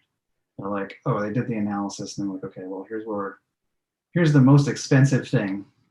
And then so you try to then prevent that from happening by going upstream in the process and putting in these rules that you codify in the DSL, right? But it requires a lot of data, obviously, because it's a complex problem. And so then you have to then pretty much, input all the details of all the documents, or at least it's like if you can identify what are the critical fields in the document in the upstream problem, like can't you just correct them in the source system? It's like, and be like, oh, okay. The other a couple lines of code in Java, we can solve this problem versus, oh, well, we need a zero knowledge proof system to like. Well, yeah, maybe lines of code in Java that you can use to solve the problem, but what you don't have is the guarantee that the other parties are running the same Java that you've written, right? At that point, like or that they're trusted. Yeah, the fact that these problems exist across like interorganizationally is the reason why the state, like the state machine that is the blockchain is a solution for this. Mm-hmm. If it was just an internal problem, yeah, you're right. You might just be able to write some Java. Even internally though, like across business units, it's the same problem. Yeah. Yep. So if you're a big enough company, yeah, you definitely have those internal problems. So then I guess in the scenario where it's one company, now you have to think about the use cases actually expanding the scope of multiple companies. Sorry, oops. Flash flood warning here. I hope it doesn't affect me. You're then meeting with businesses and consortia, and they're all sitting down and saying, here's where we're losing money, right? And then they're all deciding to implement this together. Yeah, if you think about it in the context of like the Kona use case that we've been working on, it's kind of easy when you think about the shared problems they have and the way that they can articulate those problems to their own ecosystems, which happen to be a lot of third party and external vendors and suppliers, and I think there's definitely like an elegance to your point as well, Brian. I think there's like an elegance that needs to be struck, like a balance between I really think there's an elegant way potentially to represent these problems in circuits, and I think there's some really clever things that we're going to discover soon, in part because I think the privacy, like the way we design this privacy package, is to get the boilerplate one-liners that we need to actually use to to interact with these technologies out of the way, where we can actually focus on the harder part of the solution, which is, to your point, designing the circuits or if it's trusted execution, whatever that would look like in this context. Yeah. Hopefully that makes sense. Yeah, it does. I just keep thinking about like the duplication of logic, and as someone who's worked on many systems and maintained things, it's like as soon as you have business logic in more than one place, you're in for a world of pain. So it's like you can mitigate that in ways, right? Because I guess what I was trying to see if anybody's looked at this or thought about it. This is kind of off topic a little bit, but ways is there like to go at it from like a more language agnostic way, and like say maybe languages that compile down to a common runtime are easier, or standard VM, or have like similar like syntax trees that can be like exported. Like, is there a way to go from like, because I guess the Socrates library, from my understanding, is implementing Boolean logic, or what they call digital logic, right? Which is just standard bitwise operations and things like that. Like, is there anywhere you could take, or anyone doing research into like taking existing code that's written and sort of Socratizing it, for lack of an appropriate word, but you know what I mean? Like, maybe it has to be the whole code flow, but like we have this logic that's core to our business. It's written in Fortran or whatever. I'm going to Fortran example, but like, can you make this like port it with the translation layer, obviously, to a Socrates circuit, because then you're at least solving part of the problem of the duplicate logic, where you're like writing it in one DSL and then you have to mirror what's in the other one, and then the code changes in one and then you got to change it in the other. And yeah, I mean, that seems like proof of execution, which is interesting. Yeah, exactly. We did toy with that concept at the beginning of the project, but we decided against it because we felt like it had to be more atomic than just proof of execution. Yeah, it's too abstract. It's a little bit too abstract, probably. Yeah, I think one of the larger things, as you pointed, Brian, is around do you have to Socratize it? I mean, in general, I think it is, you bring up a good point about consistency of, or not consistency, the expansion of or extensibility of these constraint systems. Kyle, if you don't mind, if you go back to, say, slide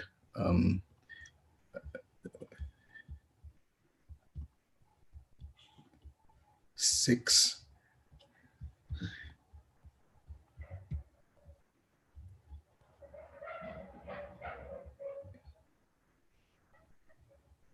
Oh, sorry, Kyle, if you don't mind, if you go back to slide 6. Hold on. Oh, So a few more up. It's this one right here? One more up. This one. Yeah. So yeah, one of the things that has been constantly thought of, or at least being worked on in cases outside Socrates, is around the agility of being able to link multiple protocols. So essentially to be able to link across executable code. So for example, we've been looking at linking up Rust code, which essentially Socrates DSL is a DSL on the Rust library interface. And Rust is, I think, somewhat better in terms of a low-level language that most of the cryptographic libraries, or at least the ZKP systems, tend to be using.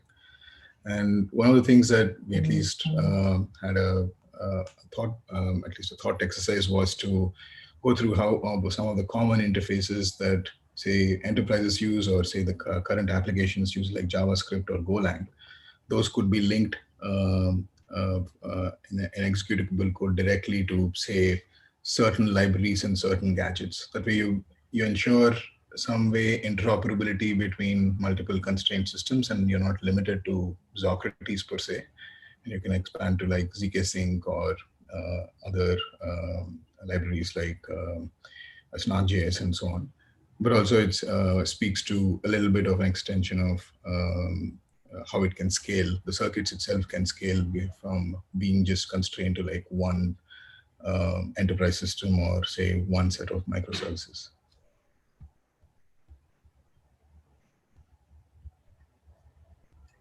Okay, very cool.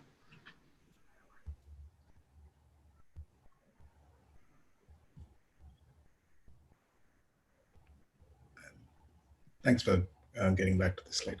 Just wanted to touch upon the interoperability areas as well. Yeah, no worries. Just a quick question. Is gadget, is that a new term? That's the first time hearing of that. Something you've come up with for defining the functional logic of component of a circuit? It's essentially because each circuit is a functional program or a function in of itself. Yeah. Over a period of time in the ZK community, at least, the notion of standard gadgets or reusable gadgets, which could be these programs, came into being.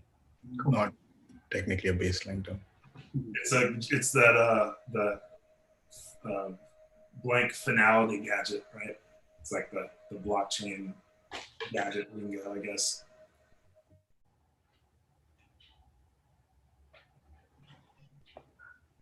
So I think that you know, Lucas, do you want to say some words about how this? Sorry, was that a good? Was that a clean ending to that conversation, Brian? And thanks for the input there. I think that was a really good conversation. Yeah, absolutely. Thanks, Brian. So real quick, just a heads up, this is Nick. I slid the new features for another hour because your conversation was going so well. So I don't want to disrupt anything. You know, you don't have to wrap it up so quick if you're deep in the meat. Well, I think we're actually at a really good stopping point here, and we could probably keep things on the rails here for two, maybe like just 10 after or something. I think this is like our next slide is basically a break, which you know, tomorrow we're going to come back and talk about you know, sort of the work stream that we see as a good next step for the development here. Lucas, do you want to talk to that a bit about baseline bridges and maybe the slide, or maybe Karthik, did you want to talk more to the slide, or you basically want to talk about it tomorrow? I'll be happy to give an intro about tomorrow. Maybe get some people interested on that talk. That sounds because it is a side talk. It's not part of the core stuff. So yeah, just a little bit about that. We feel, or we understand that one of the limitations that baseline has at the moment is that work groups are siloed, if that makes any sense. So work groups within themselves have access to a single source of truth, and all of the other baseline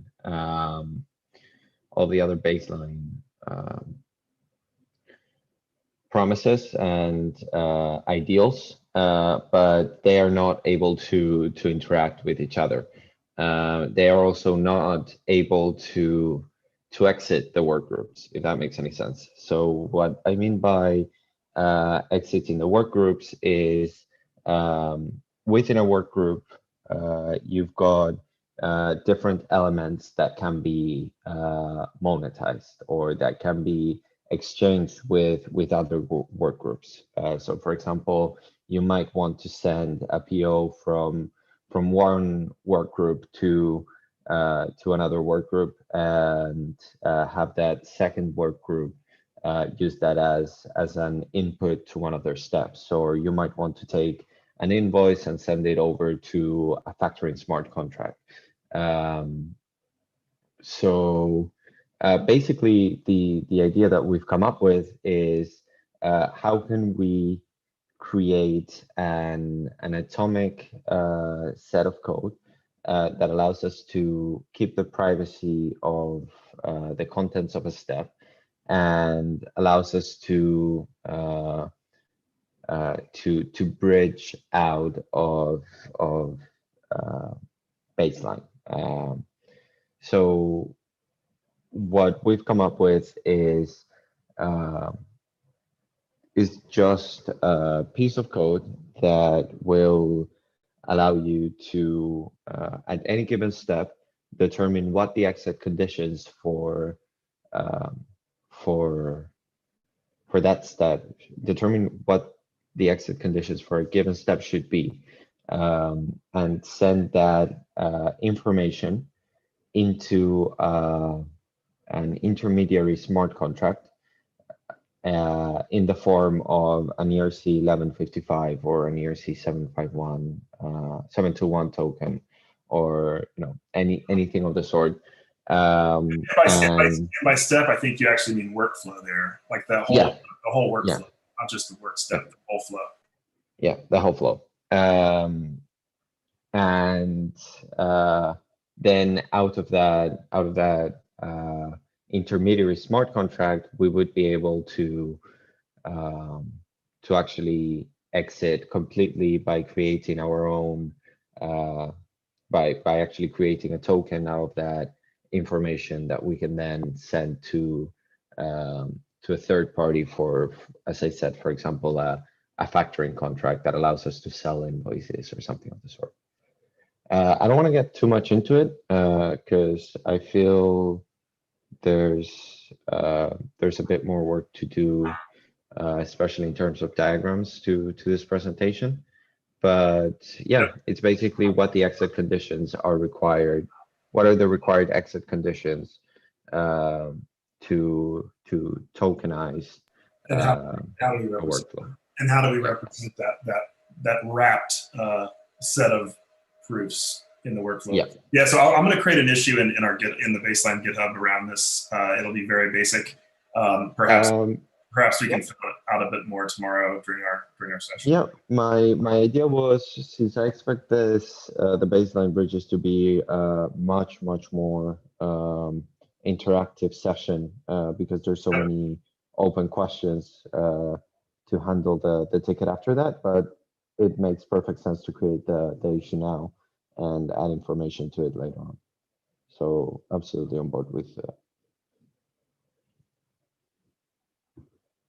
Yeah, so tomorrow that session is going to be at 5 Eastern time, I believe. Looking forward to it. I think it's going to be a really good one. I think this wraps up our time for this one. It went a little longer than I expected it to, but I think overall it was a very, very productive discussion, and it sounds like some folks got some clarity at least from it. Yeah. And hope to see everyone tomorrow during that session. If there's no more questions, I guess we'll wrap this up. Yeah, and you don't need to worry about running long. This is meant to be loosely scheduled so that if you guys are, like I mentioned earlier, if you guys are in a good discussion, please see the discussion through to the end. Don't worry about, that kind of stuff. It's a little trickier in this particular breakout room because we have so many topics kind of, carouseling through. ZK circuit improvements, obviously, which we're just wrapping up now. Thanks, Kyle, Lucas, Karthik, Brian, everybody that participated, quite frankly. Tomorrow, there are sessions on messaging and persistence. And now I'm here to lead a little discussion around new features. And I don't know if you want to stop sharing your screen. Thank you. All this is really intended to do is to try to capture new ideas, new features, new enhancement requests, things like that for the baseline protocol.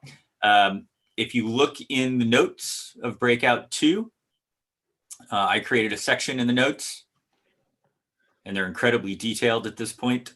It's just basically a list of potential new features or enhancements, and I wanted to just provide a safe space for anybody that's interested to throw out ideas. This is meant to be brainstorming. This list will go back to the community after the conference, after the summit, to the technical steering committee, be reviewed, prioritized, etc. So if you have anything, please feel free.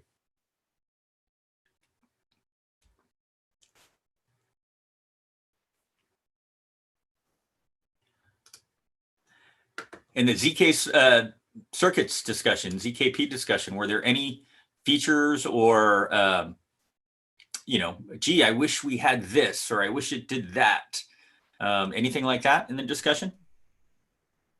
I think Brian brought up the idea of having,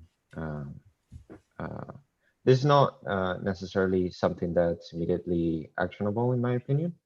Okay. Because I don't know how we would go on about it, but he did mention having some sort of code written in any sort of high-level language that could be then sort of transpiled into Socrates circuits or Socratized or something of the sort, which is a very interesting idea. Sort of like a scripting language for ZK circuits. Yeah, we can go with that. That can be compiled into reusable or interoperable code, depending on which engine you're running. Yeah. All right, I'm capturing this. Cool. Anything else? Go ahead. I believe question. Can I talk? Sorry, go ahead, Jordan. Yeah, I have a short question about the initial setup. If you think about how this will work practically, I want to create a new proof. I write it into Socrates, but that's not enough. That creates a toxic secret that I have to dispose of.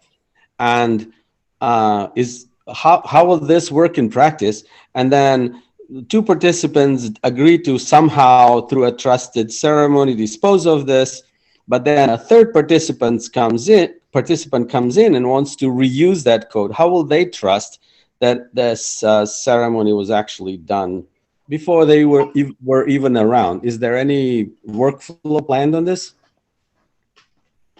Yeah, it's a great question. So there is a lot of, I'm stuttering because there's a lot of work going on, trying to see where I can start. So essentially, that is definitely a major concern with trusted setup. with zk snarks, as you pointed out.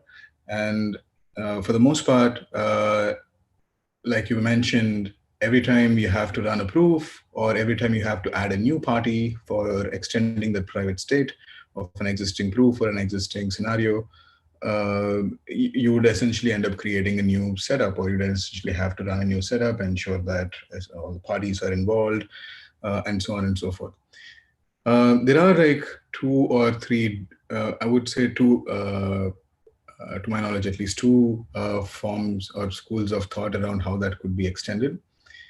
One form is in terms of using a universal setup, a universal snark setup. And that is somewhat, tools out there which do this to some extent are Plonk, the Plonk protocol, which is again used in some tools like zk sync, among Aztec and a few others.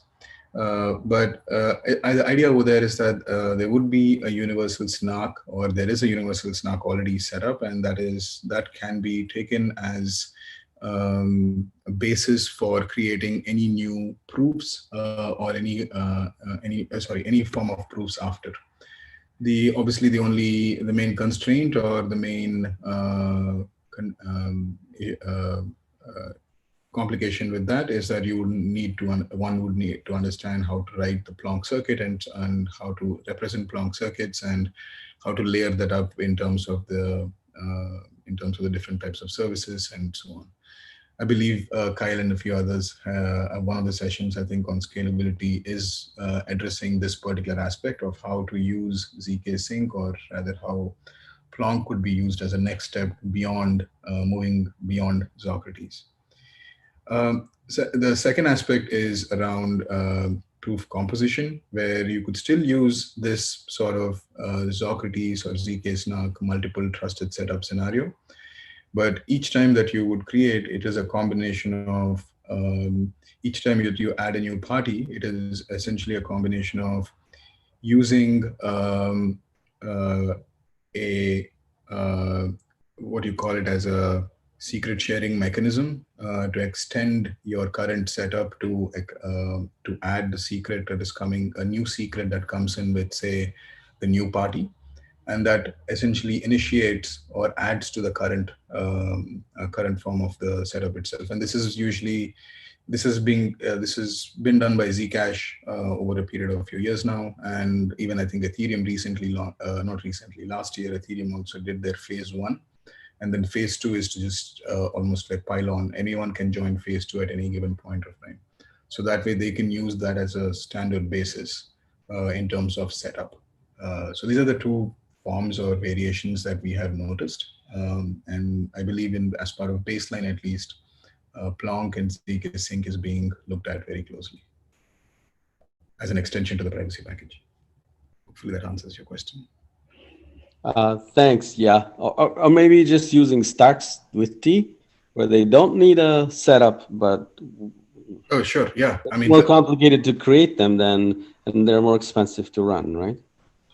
Yeah. I mean, to be honest, I have only a theoretical understanding of stacks. Haven't used the Stackware tooling or the libraries around it, but maybe that is one topic that we could list as something at least we need to do an assessment of, at least investigate usage of zk stacks libraries to represent, say, any business logic or any standard, or just extend the current, say, baseline document, represent the baseline document, or an agreement, or whatever is represented in some of the example use cases today, or sorry, POCs today, as something that could be looked into.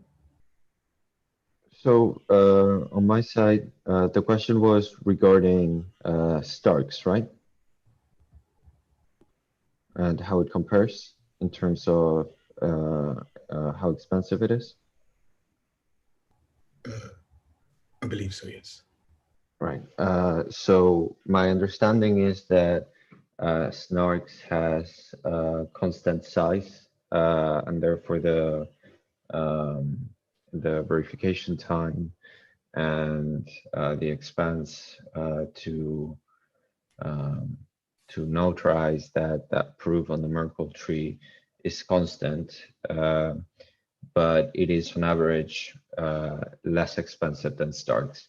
Starks, for a very, very simple proof, will be cheaper and will be smaller and quicker to verify, but it gets exponentially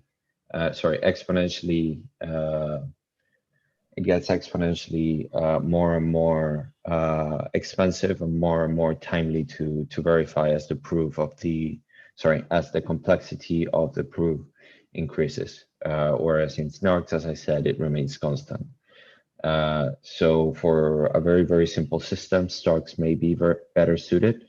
But when it comes to more complex systems, Snarks is a better choice because it's more predictable. Maybe even produce a small library of Starks where any newcomer could just a priori trust them and then resort to Snarks for custom things. Yeah, I mean, it depends. You would definitely have to run a benchmark on what you consider to be simpler. It is true that Starks are in principle cheaper when it's simpler proofs. But what composes or what simpler means in this case is up for debate. So I wouldn't know what constitutes simpler than Snarks. So it's something that we would have to look into. But it would certainly be a challenge to use both at the same time in a single system. Yeah, I'm just thinking about a new business user. Say a small business comes in to participate into this system, and they don't have these mathematicians to create new things and to trust everything. So something simple has to be provided for them, like a catalog of already canned proofs that everybody sort of has reviewed, and they know this catalog is a set of trusted proofs. And for such a thing, to trust on a ceremony that they haven't been involved in previously is a little bit of an issue for general public. I think Karthik mentioned that multi-party computation trusted setup is something that we want to get on, but Karthik, I didn't mean to interrupt, please. Oh, no. I think that's pretty much what I wanted to reiterate.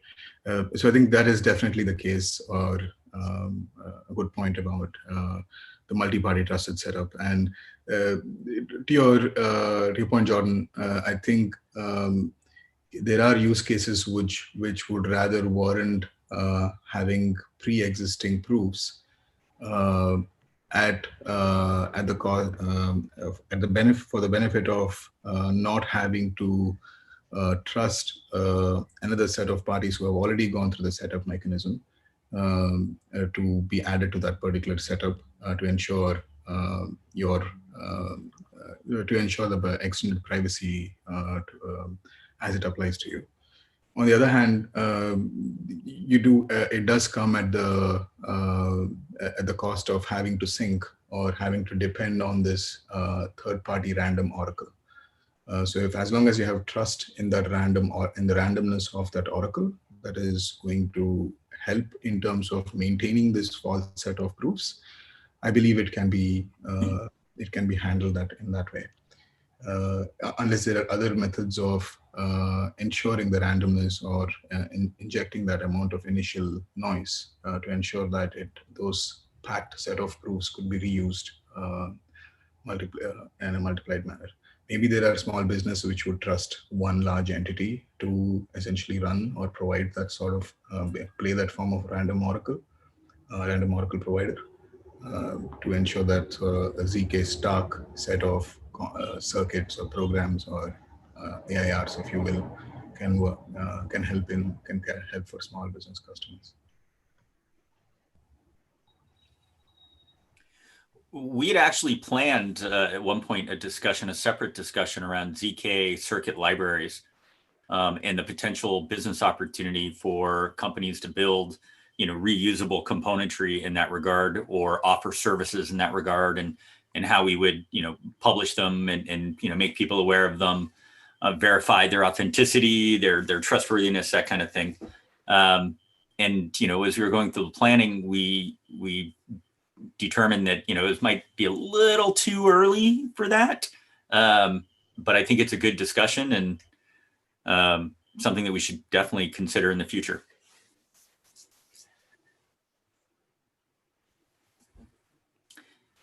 Did you guys identify any other new features or enhancements to Baseline that we might want to investigate or add to our list? If you think about any, go ahead.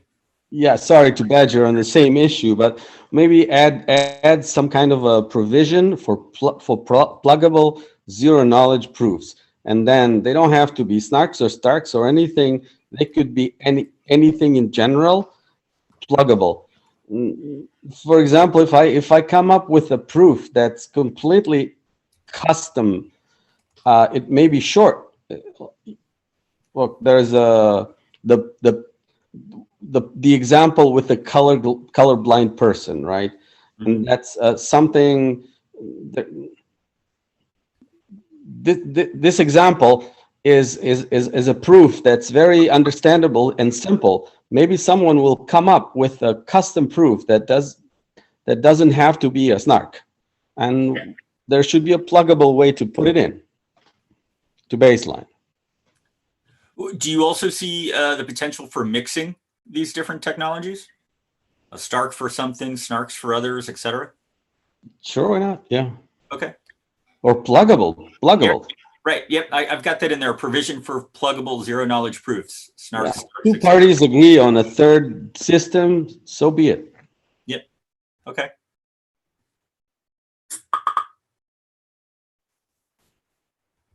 Anything else, gentlemen? Ladies and gentlemen.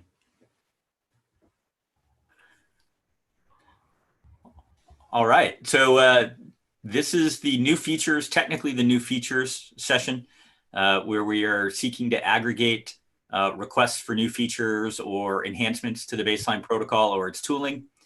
As you can see, I don't have my screen shared. As you can see in the notes, and I'm going to share my screen here, for this particular breakout, and this is breakout 2, I've created a list just in the second page of the document, just as a place to keep it. So feel free to add new ones, or if you have new ideas throughout the conference, come back and visit this. We'll do another check-in at the end of the day tomorrow to see if we have new things as well. I'm also going to be combing the other sessions, the cookbook and the persistence messaging, phone book, all those projects, and see as we have more. Again, the ultimate idea is to create a list of requested feature enhancements and features that we can share with the technical steering committee, and then get that prioritized into epics and into our repo.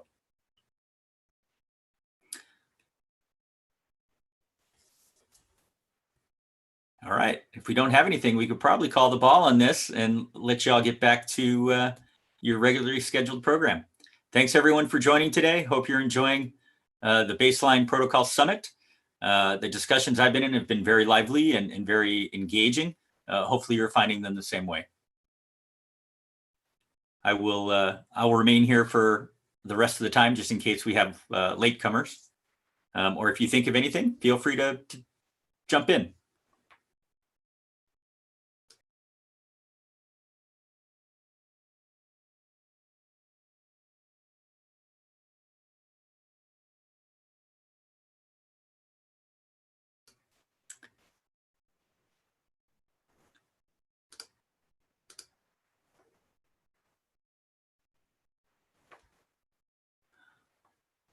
Found a new interesting feature for those of you that are interested. If you go to the RSVP page, of the conference. You click the little down arrow next to RSVPs. You can actually get a map view of where all of our registrants have come from, all of our provisioned attendees. That's pretty cool. We can get a map view of where we are, people that are actively present. Great presence in the Western Hemisphere. Timing could obviously be impacting our friends in the Eastern Hemisphere. It's middle of the night there for them.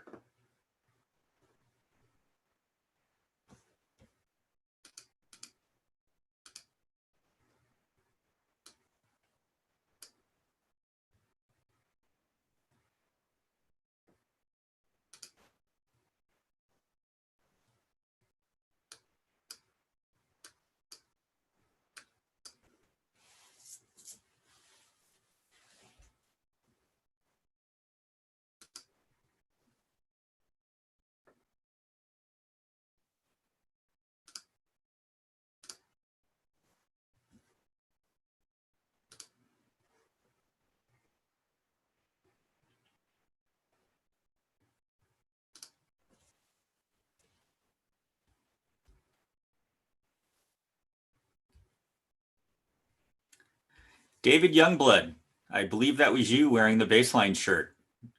I like to see that. Looks good.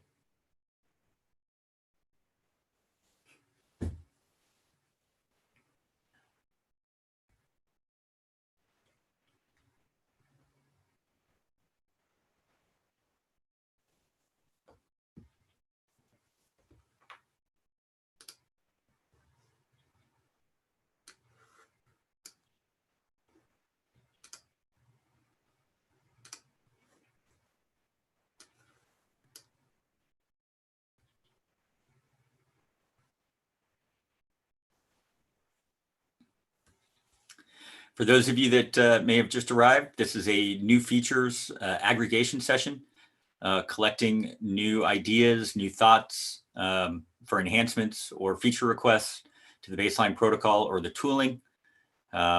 We have a running notes page in Breakout 2, the Notes tab. The second page, and I'll share my screen again, has the list. You're welcome to either speak up here and I can copy that down, or if you want to enter it directly, you're welcome to do that also.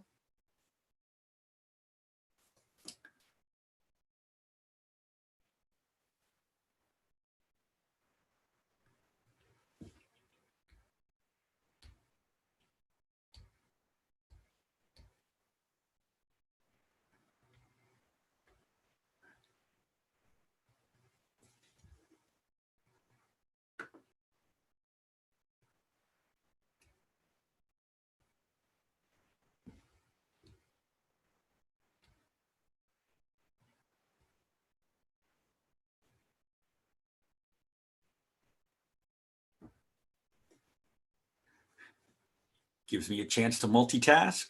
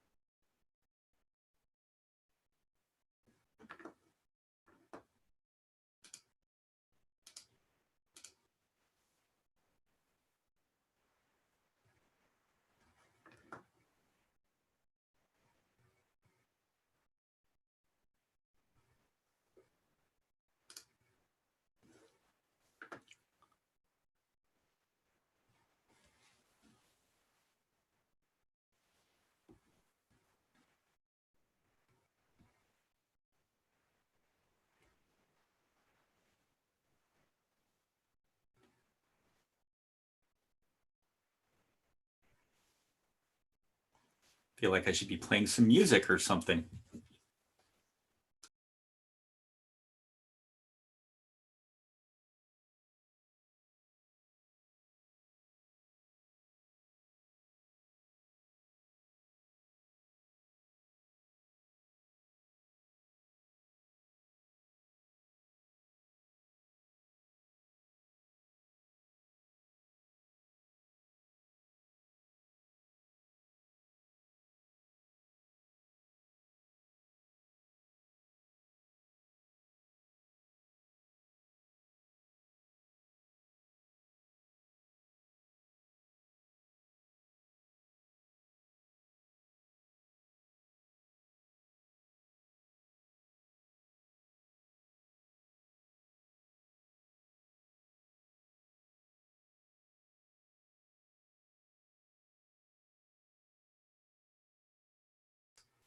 All right, well, I'm going to call the ball. If you have any ideas or any thoughts, please feel free to add them to, again, the notes page on Breakout 2. We've got the running list for new features. And I'm going to go ahead and migrate myself. There are other sessions that are going on that are deep in discussion and collaboration. Of course, in Breakout 1, experiencing the baseline protocol and the product cookbook, how to baseline enable your existing applications. The Global Phone Book project is also hot and heavy at the moment. Scaling the baseline work step throughput is also a deep technical conversation around how to scale your baseline implementations. And our tokenization and digital asset session is running as well. So if you're looking for a session that's more rich in content and discussion, you may consider those. I'm going to go ahead and step out myself. I'll come back and check in a few minutes to see if there's anyone still here or any questions. But enjoy the rest of the summit, and we'll see you on the floor.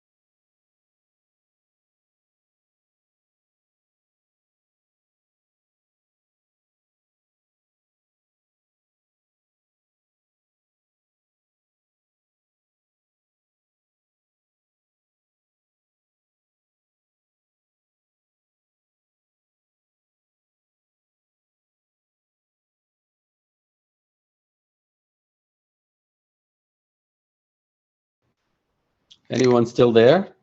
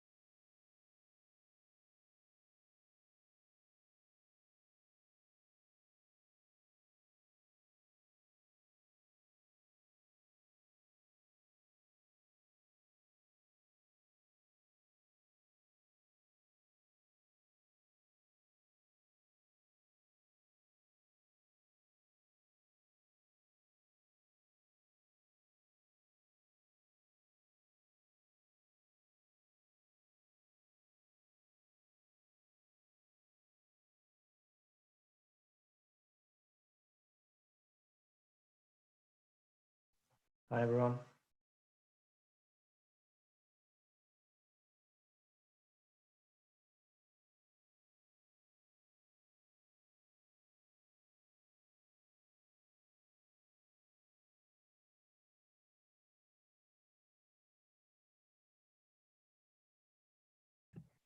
Oops, I was on mute.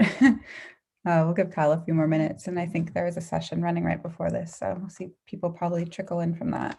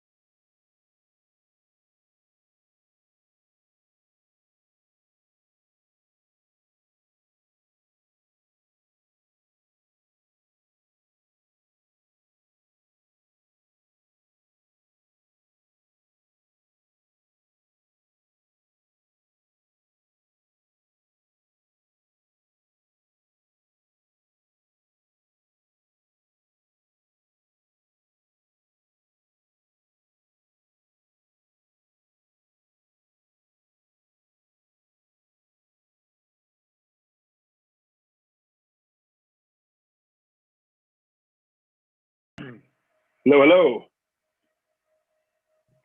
Hello. How's it going? We should probably blast the fact that we are doing this because it's not on the official schedule. It's on only Breakout 2 schedule. Let's see if we can solicit some people to come. Cool. I posted on Twitter, but should we drop it in the baseline Slack or on the Kiko chat? You hit baseline Slack and I'll hit the Kiko chat. Cool.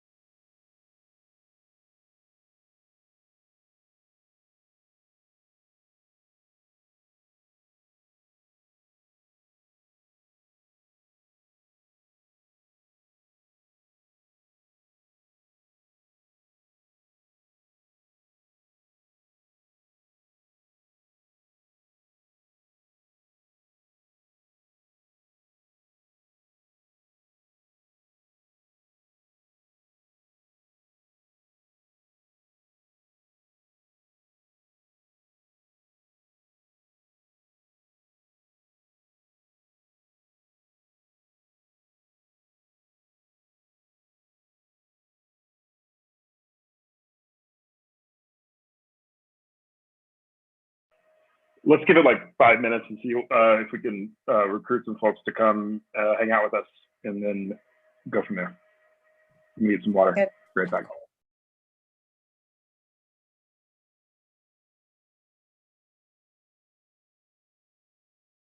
The Kiko chat robo host does not count as an official attendee.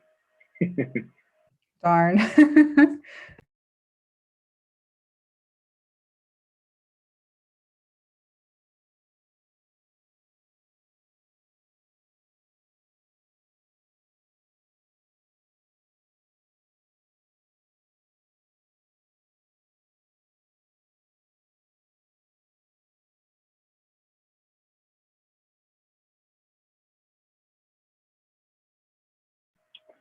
If 5 minutes roll comes and goes and we still have an echo chamber, we can still do our presentation, record it, and it'll still be streamed live and put on YouTube. Cool. That sounds good. It'll give us some content. Yeah. Either way, we should do it. Sounds good.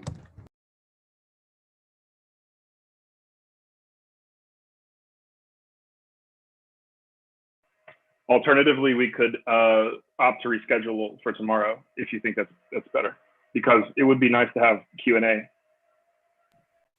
Agreed. Let's see what the baseline Slack says, and we'll figure it out then. Yep, that works. We could do it.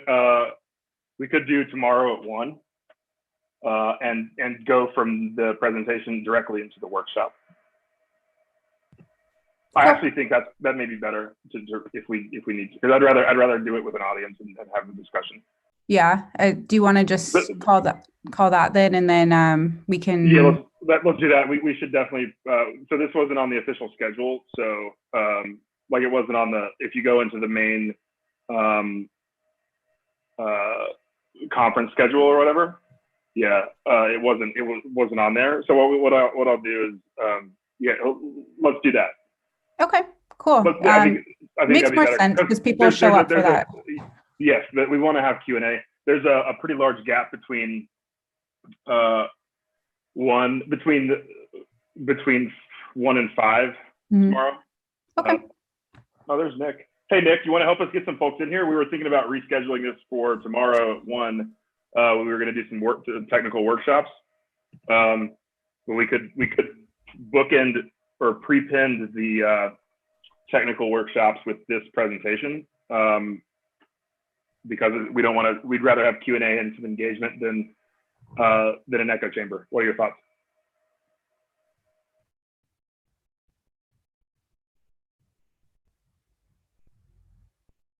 Maybe Nick heard me. I did not hear you. Sorry, I heard the end of that. My Zoom was just jumping in. Oh, Go ahead. yeah. Ask again. So what I said was we were thinking of rescheduling this to tomorrow at 1 prior to technical workshops because we'd rather have an audience and engagement versus an echo chamber. This wasn't on the official calendar. It's just in this break. Sure. It's just a breakout. So what do you think that's better? And if so, can you help spread the word about tomorrow at 1? Yeah, I'm just looking at the and it's the official schedule. Yeah, I get it. Yeah, I'm looking at the schedule because this room is used by, as you know, persistence and messaging. Right. After at 1 o'clock, you're right. It does open up for a couple hours. So right, yeah, that's what I'm thinking from 1 until 3 or yeah. The reason why it's at 1 tomorrow is because it's open. Yeah, that totally works. The reason why it was now is because it's open. It was open. Yeah, it was open. No, so I understand why now is not a good time. But can you help us spread the word for tomorrow at 1? Sure, absolutely. That'd be dope. Okay, absolutely. Let's do that. Nick, thank you, sir. I will see you soon. And just to confirm, the topic is Nethermind and the baseline protocol. It's Nethermind, Provide, and the baseline as a service offering. Okay. And yeah, baseline as a service. Cool. Yep. Sweet. Cool. Yep. Thanks, guys. Thanks, everyone. After the talk, we're going to do a technical workshop as well. Cool. All right. Thanks, man. Cheers. Bye, guys.